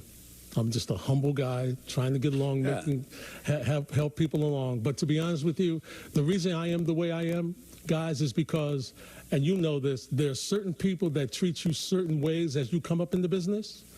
And I wanted to be sure that I never treated anybody the way that I was treated on several occasions. So I always wanted to make people feel welcome. And I always swore that if I ever made it to live my dream, which God has helped me do for over 40 years, I would never treat people the way some had treated me previously. We're going to need some names. Well, when you give up the lemonaded list, I'll give you my names. Oh, okay. Very good. All right. We'll do it over drinks one night. Sounds good. Well, tonight is your final show. You have anything planned with you and Gordon today? We're just going to have fun, Michael. We're not going to make it a sad ending, even though it's kind of sad. It's bittersweet for us. We're going to go out and have a good time and give people a good show like we always do. That's the only way I've known how to be on the air over the years, and Gordon agrees, and that's what we're going to do. Just go out and have some fun. Well, there's a lot of things about this business that stink, and this is one of them, where good people that have done nothing wrong and in fact have excelled every time they're on the air, they lose their job for one reason or another, and this is certainly a case of that. So we only wish you happiness moving forward, and enjoy the show tonight, and I'm sure there's good things ahead for you. Well, I appreciate that. And guys, listen, you guys continue to do what you're doing. And that is entertaining, being funny, keeping people updated with what's going on. Just continue to do what you do. And, you know, that will be the ultimate goal. Well, thanks, buddy. Be well. Thanks, all right, man. my friends. Good luck. Thank you, guys. That's Larry Hardesty, and you know, both of them very, very upfront how awkward it was. You know, we were asked, "Would you want Larry and Gordon on?" And we love them, and of course we want them on. But I mean, you know, this is like DEFCON 4 awkward. People are losing their jobs. It's not a celebration. It's not like a retirement. And to talk to them, it's very, very weird. It just is. It's just we didn't. I mean, they made it easy on us, but of course we wanted to talk to them. But you know, what do you say? You're sorry. Of course you're sorry. Of course you wish it didn't happen. You wish that people come to their senses and keep them around in one way, shape, or form. But it's not to be, and that's why it was awkward. Even though we're talking with friends, it was awkward.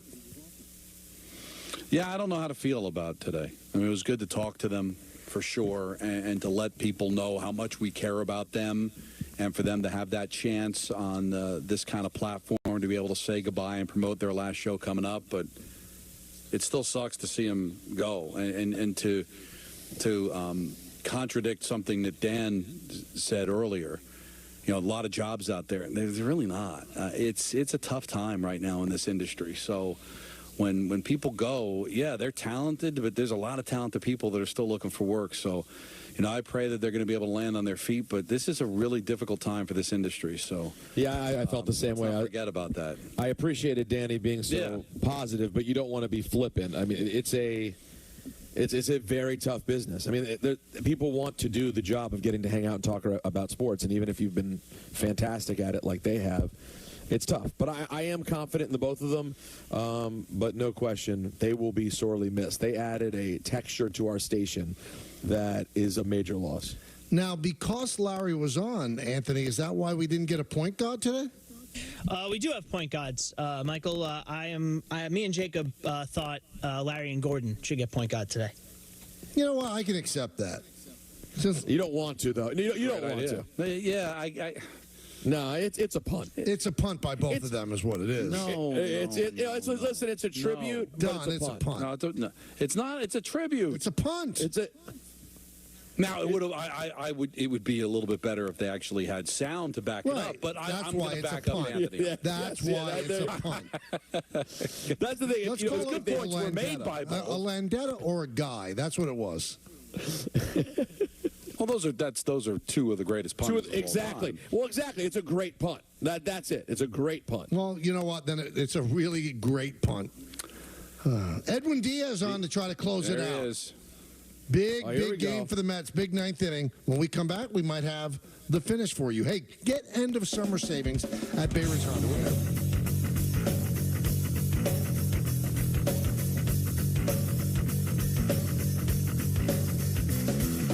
For years, one company has battled to deliver business products the next day with no freight charges. Now, WB Mason, with their famous fleet of trucks and drivers, faces their biggest challenge, rescuing shipping and packaging buyers from expensive freight charges. That's right. Now, boxes, stretch film, and packaging tape are delivered the very next day at amazingly low prices. So, who do you call for fast delivery and no expensive freight charges? Who but WB Mason?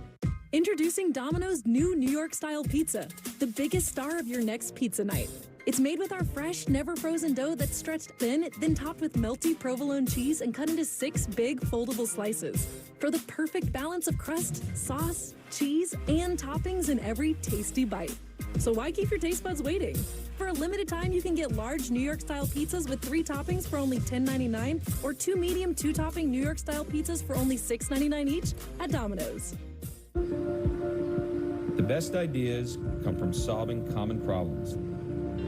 My problem, like a lot of other men, I couldn't find a shirt that looked good untucked. So this became my passion, to design a shirt that captures the perfect balance between length and fit. Easy to say, not that easy to do. But with some innovative design changes, we did it. Our problem, my solution. Untuckit.com. Make this a summer to share in the 3-row Kia Sorento, the tech-forward Sportage, the available all-wheel drive Seltos, or the IIHS Top Safety Pick Plus Telluride, each one recommended by Consumer Reports. This summer, visit your local Kia dealer. Get 0.9% APR for up to 48 months on the purchase of select new 2024 Sportage and 2024 Sorento models. You know, when I take the bike out like this, all my stresses just melt away. I hear that. This bad boy can fix anything. Yep, tough day at work. Nice cruiser sorts you right out. When I'm riding, I'm not even thinking about my painful cavity. Oh, you shouldn't ignore that. And every time I get stressed about having to pay my bills, I just hop on the bike, man. Oh, come on, man. You got to pay your bills. You don't have to worry about anything when you're protected by America's #1 motorcycle insurer. Well, you definitely do. Those things aren't related, so... Oh, that is a vibrating pain. Here comes the heat. Say hello to the Bronx Buds, Yes's first ever animated series for the whole family. And the crowd goes wild. Now streaming. Join Riv, Bash, Oscar, and the rest of their gang for a baseball adventure around the Big Apple. Bronx pride is on the line. Hexlab presents Bronx Buds.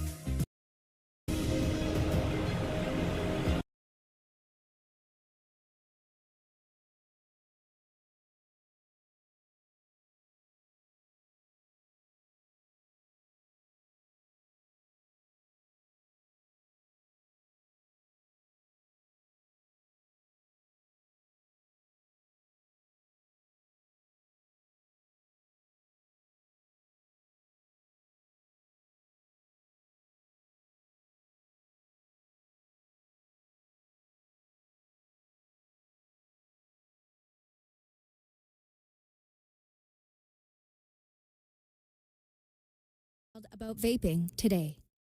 You don't want to miss History on Yes. Just marvel at what we're witnessing. Record-setting swings and the Yankees' epic playoff push. Back to back to back. Oh, ho, ho. Putting on a show. Watch as Aaron Judge takes aim at his own home run record. He's done it again. How much fun is it to watch him play every single day? And the fight for the division title reaches a fever pitch. Witness history unfold on Yes and the Yes app.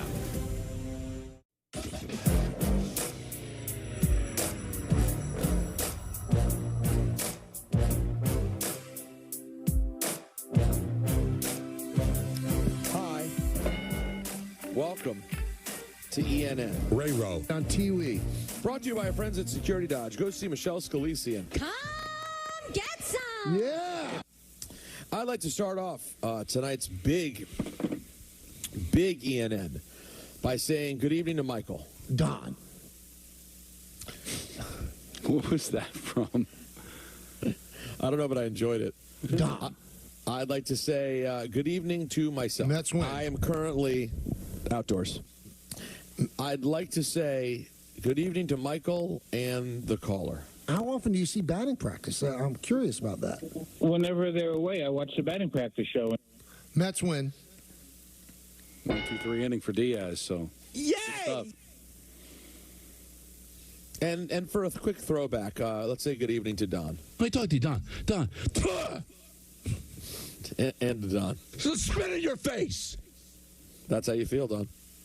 And here we are again, talking about the New York Giants and the spitting of faces. Mm-hmm. Well, I don't know if that's accurate, but we did start the show. Not start the show. We spent plenty of time on the Malik Neighbors number controversy. Malik has now since spoken, guys, about what happened with him procuring the number one. Let's hear from Malik Neighbors. Do you guys have that handy by any chance? We had a lot of situations dealing with what number I was going to wear. Reached around the locker room, asked about numbers. But I feel like this was the best route that I went. Grateful and thankful to the family for letting me wear this number. I know this number has been worn for, 80 to 90 years. So for me to, be chosen to wear this number, only favor to God, I'm God's child. So he put me in the right position. Well, you can thank God and Ray Flaherty's family because they approved, and Malik Neighbors now will wear number one for your New York Football Giants. 89 years specifically, retired in 35. I have some more information on Ray Flaherty. Mm-hmm. You know what? Please. He's credited with inventing the screen pass. He was a World War II veteran, served in the Navy, best friends with Bing Crosby, and a Hall of Famer. Strong. I'd love to hear the conversation, Don, inventing the screen pass. You know what I'm thinking? We keep chucking this thing 30, 40 yards. What if we just, don't? Just go ahead and just throw it a few yards. It's funny how things are discovered and why they never thought of it before. A sideways pass. Throw everybody off. But again, this is during the time of overtime, playoffs. No, the best one is the invention of the forward pass. I love that because that's common vernacular, and I love thinking about that. Like, what if there's only one way to throw the ball? Obviously, backwards. What if we threw it forwards? Oh, my God, you psycho. What a lunatic.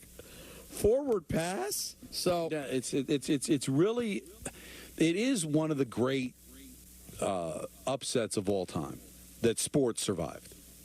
When you think of the infancy of sports, on how nobody thought to throw the football. It was a grid, the gridiron. It was a grid. And hockey, you can only move forward after passing the puck backwards. Baseball, when the ball bounced over the fence, they considered it a home run. Right? Didn't the infancy of basketball, they bring out a ladder and get the ball out of the basket? Yeah, it was a peach basket. So it's like somebody could have just said, you know what, this is all stupid. Let's not do this anymore. But somebody said, no, let's improve it. But the original ideas were borderline stupid. Borderline? And, Don, you didn't even mention the fact that they thought, let's put the goalpost on the front of the end zone. Now, what if someone hits it and dies? Yeah, but again, it was during wartime. People died. So a few people might die. Yeah, but we're honoring the goal line. The field's 100 yards. We're not going to count the end zone. So put the goal. But somebody might get decapitated. Hey, you want to play football? It's all right. It's any wonder we survived as people.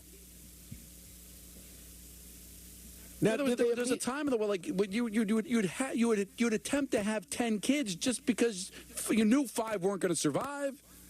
Like, it was just it's a weird. But back in the time, it was a different world. How do we persevere? How do we do it?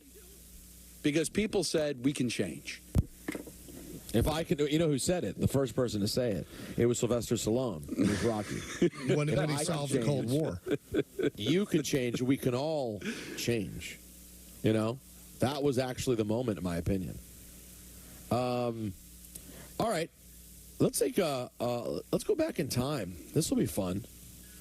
Let's go way back, Michael. Tell me if this sounds familiar from WABC. With the rest of the lineups and his own pregame comments, here is my partner, Michael Kay. Well, thank you, John. The lineup that Scott Sanderson will face for the Boston Red Sox, of course, What in God's name just happened? What? You don't hear it? Is that actually what was that, Anthony? It was John and Michael's first broadcast together. You didn't hear anything? No. Are you being serious? Like Nope. what you played on your ends, you could hear John Sterling and Michael Kay? Yeah. Well, we heard nothing. No. Well, what I heard was almost as if somebody was being choked out underwater. Yeah. You guys have been in this business a long time. Oh, that is crazy. I wonder if the audience heard the choked out garbles or Michael Kay and John Sterling. I don't know. I heard those garbles. I didn't hear anything. Oh my God. That was interesting. Yeah, Kofi, our good friend Kofi, dug out the first broadcast. He says it's on YouTube, which I never kept.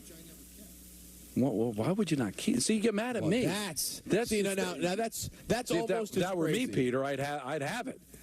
But right now, Don would go too far. You'd have an extension built on your house for 33 years of broadcast. But it would have been worth it.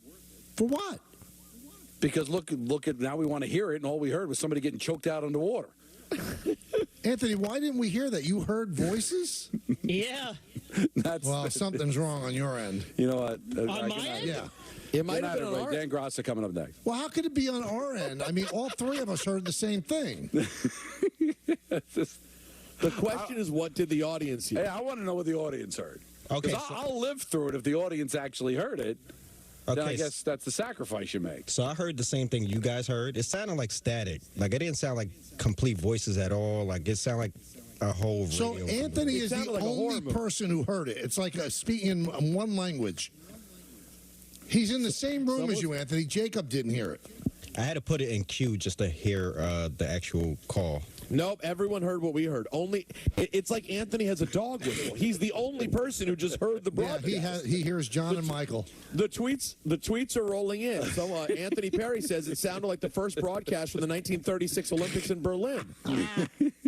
Well, maybe I'll visit the site tomorrow. Right.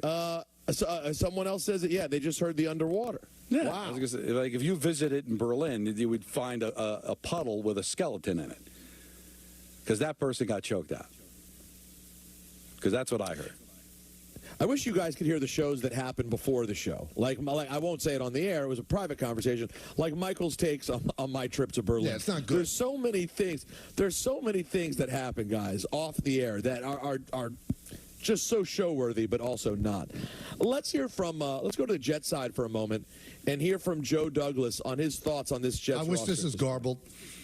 When things did hit the fan last year, I think one of the more encouraging things was how the team stayed together and how hard the team played. There was never wavering of effort or togetherness, and I thought that was one of the silver linings of a difficult season. But as the team stands now, I feel like this has been a remarkable training camp, and I feel like this is a great collection of talent and character, as good of a collection of people as I've been around in 24 years. And so really I'm excited about this journey. I have no idea where it's going to end, but I think this is a great group to lock arms and travel with.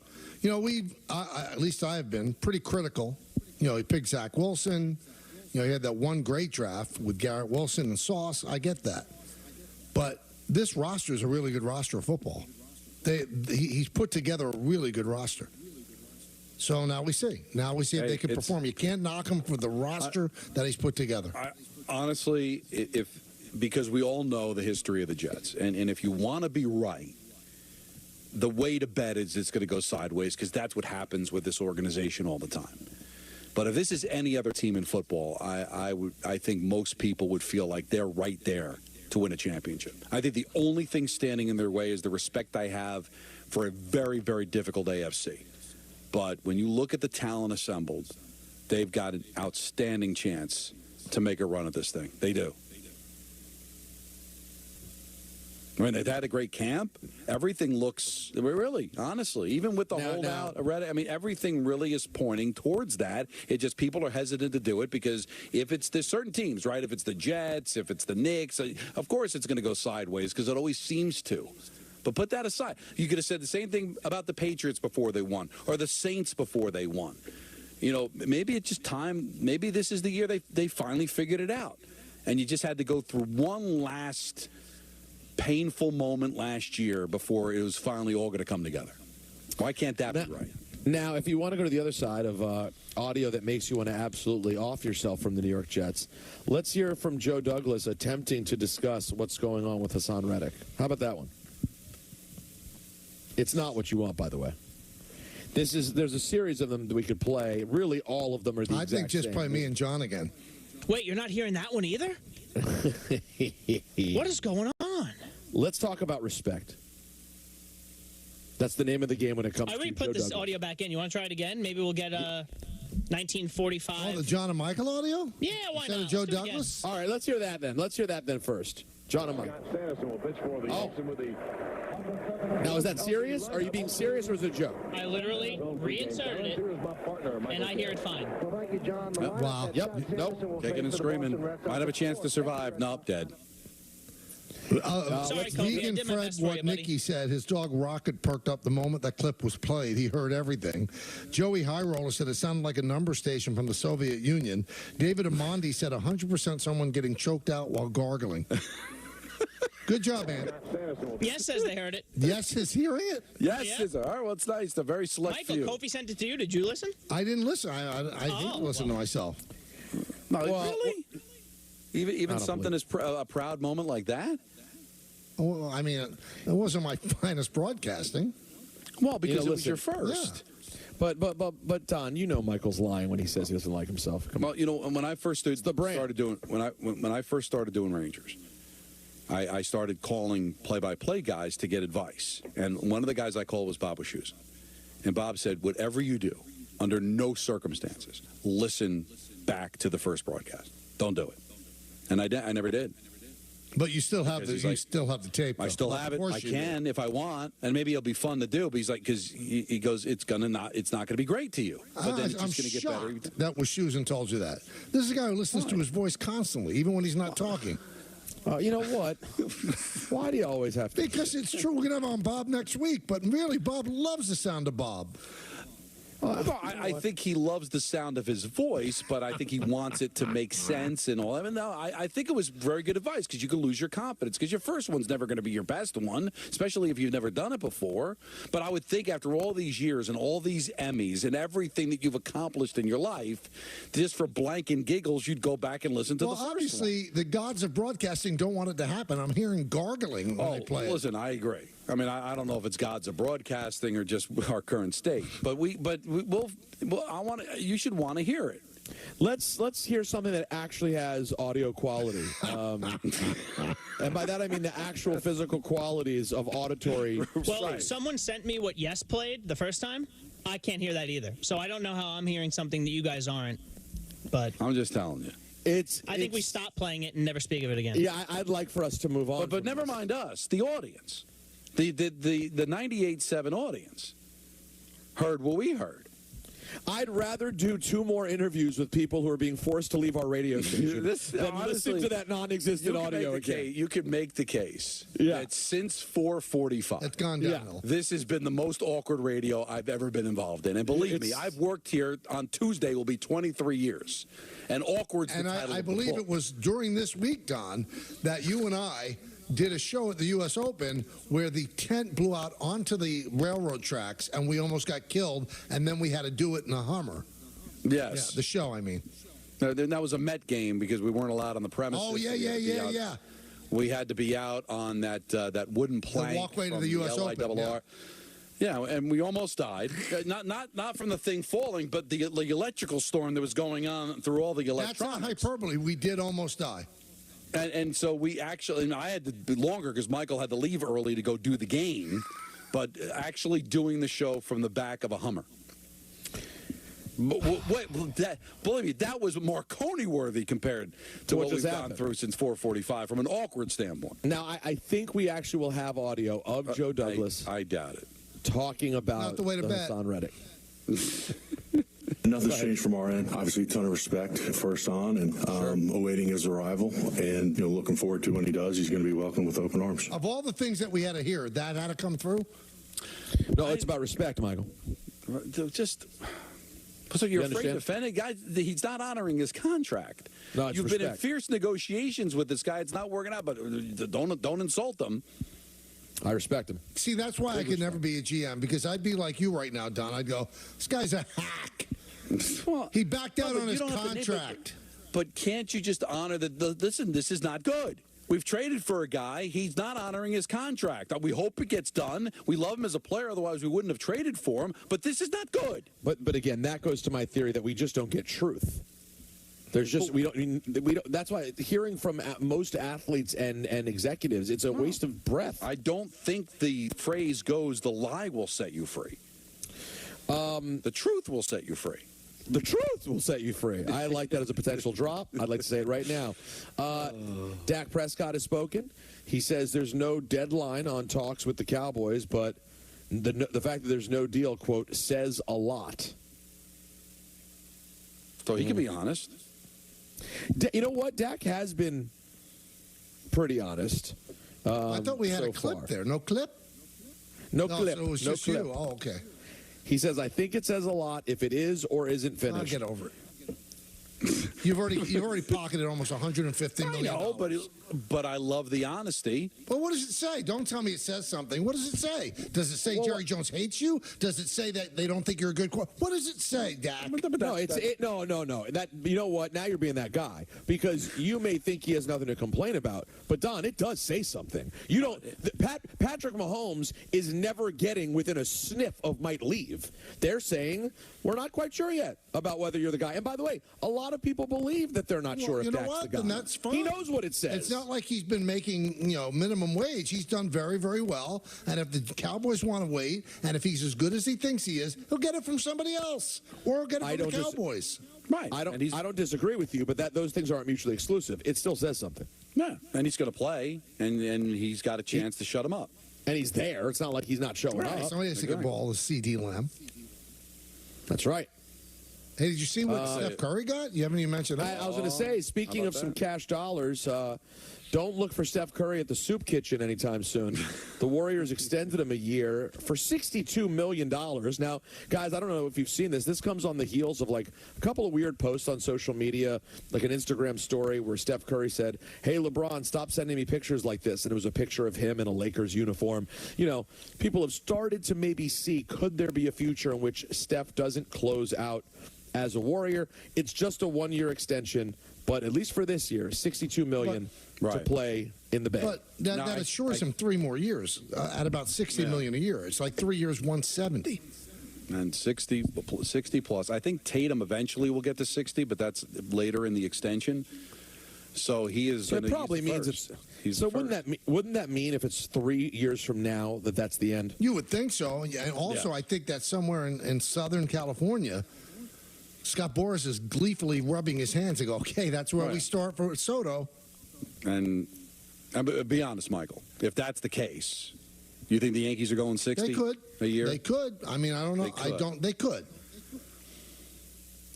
It's just crazy, right? No offense to Curry, but like, God. Now, he doesn't seem as if he's slowed down at all, but 3 years from now, what is he, a 38-year-old player? Yeah. He's 36 now. So he's 39 in 3 years. See how I did that math so quickly? That was so You got good. a brand new building, right? And they're not, they don't look like they're on their way to winning a championship again. But it keeps them relevant, having one of the best players in the game, be a forever Warrior. That probably has value there. Should have been a Nick. So in 28, Jason Tatum's money will surpass him. But by then, that probably won't be the most money. Yeah, there'll already be somebody making 70 by then, right? Speaking of setting records, Indiana's the Fever's Caitlin Clark has broken the WNBA record for three-pointers in a season. By rookie. Holy crap. I'm sorry, WNBA rookie record for three-pointers. Come on, know your season. records. Thank you very much. No, please. And an 84-80 victory over Connecticut, who is second in the league. Now, this was the worst team in the NBA, in the WNBA last year. That's how they got the pick, right? And I think they're like around 500. Yes, and after a real bad start, too.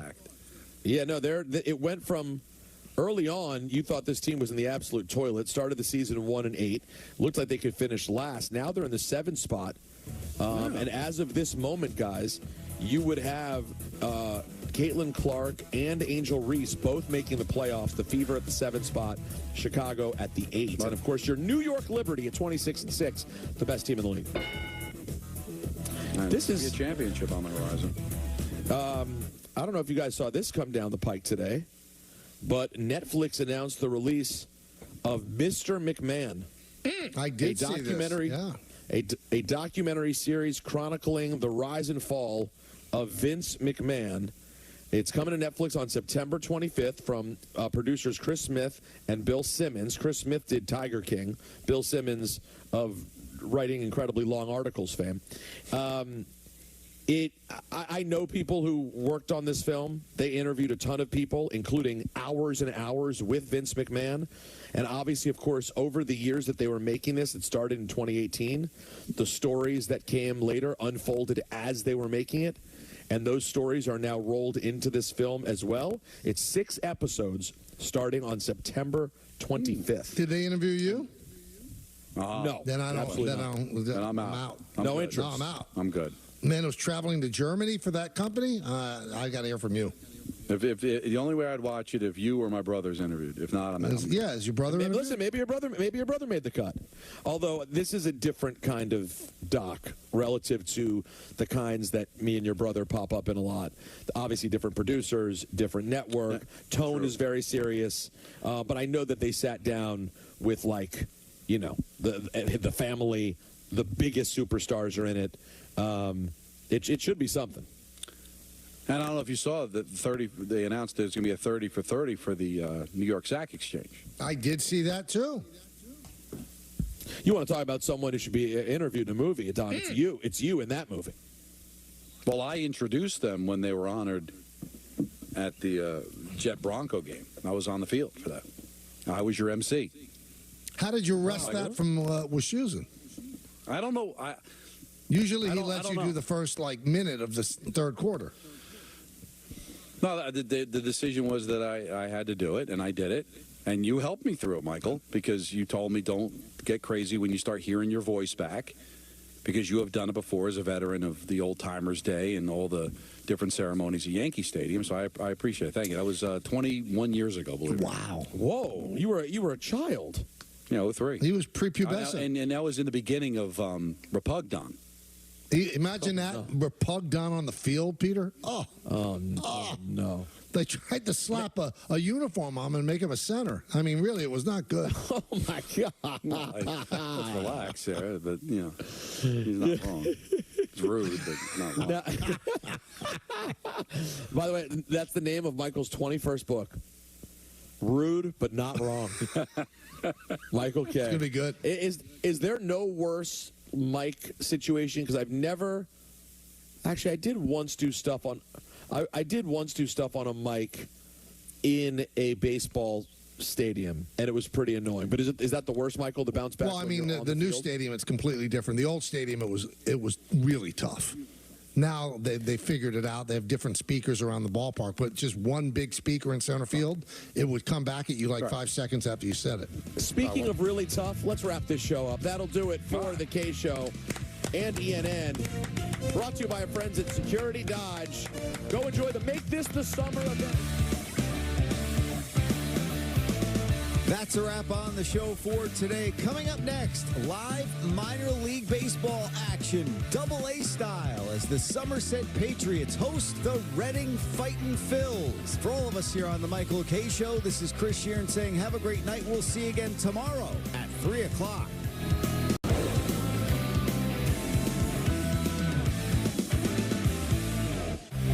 The Michael K Show on Yes is presented by Untuck It. Shirts designed to be worn untucked. Shop now at untuckit.com. The best ideas come from solving common problems. My problem, like a lot of other men, I couldn't find a shirt that looked good untucked. So this became my passion, to design a shirt that captures the perfect balance between length and fit. Easy to say, not that easy to do. But with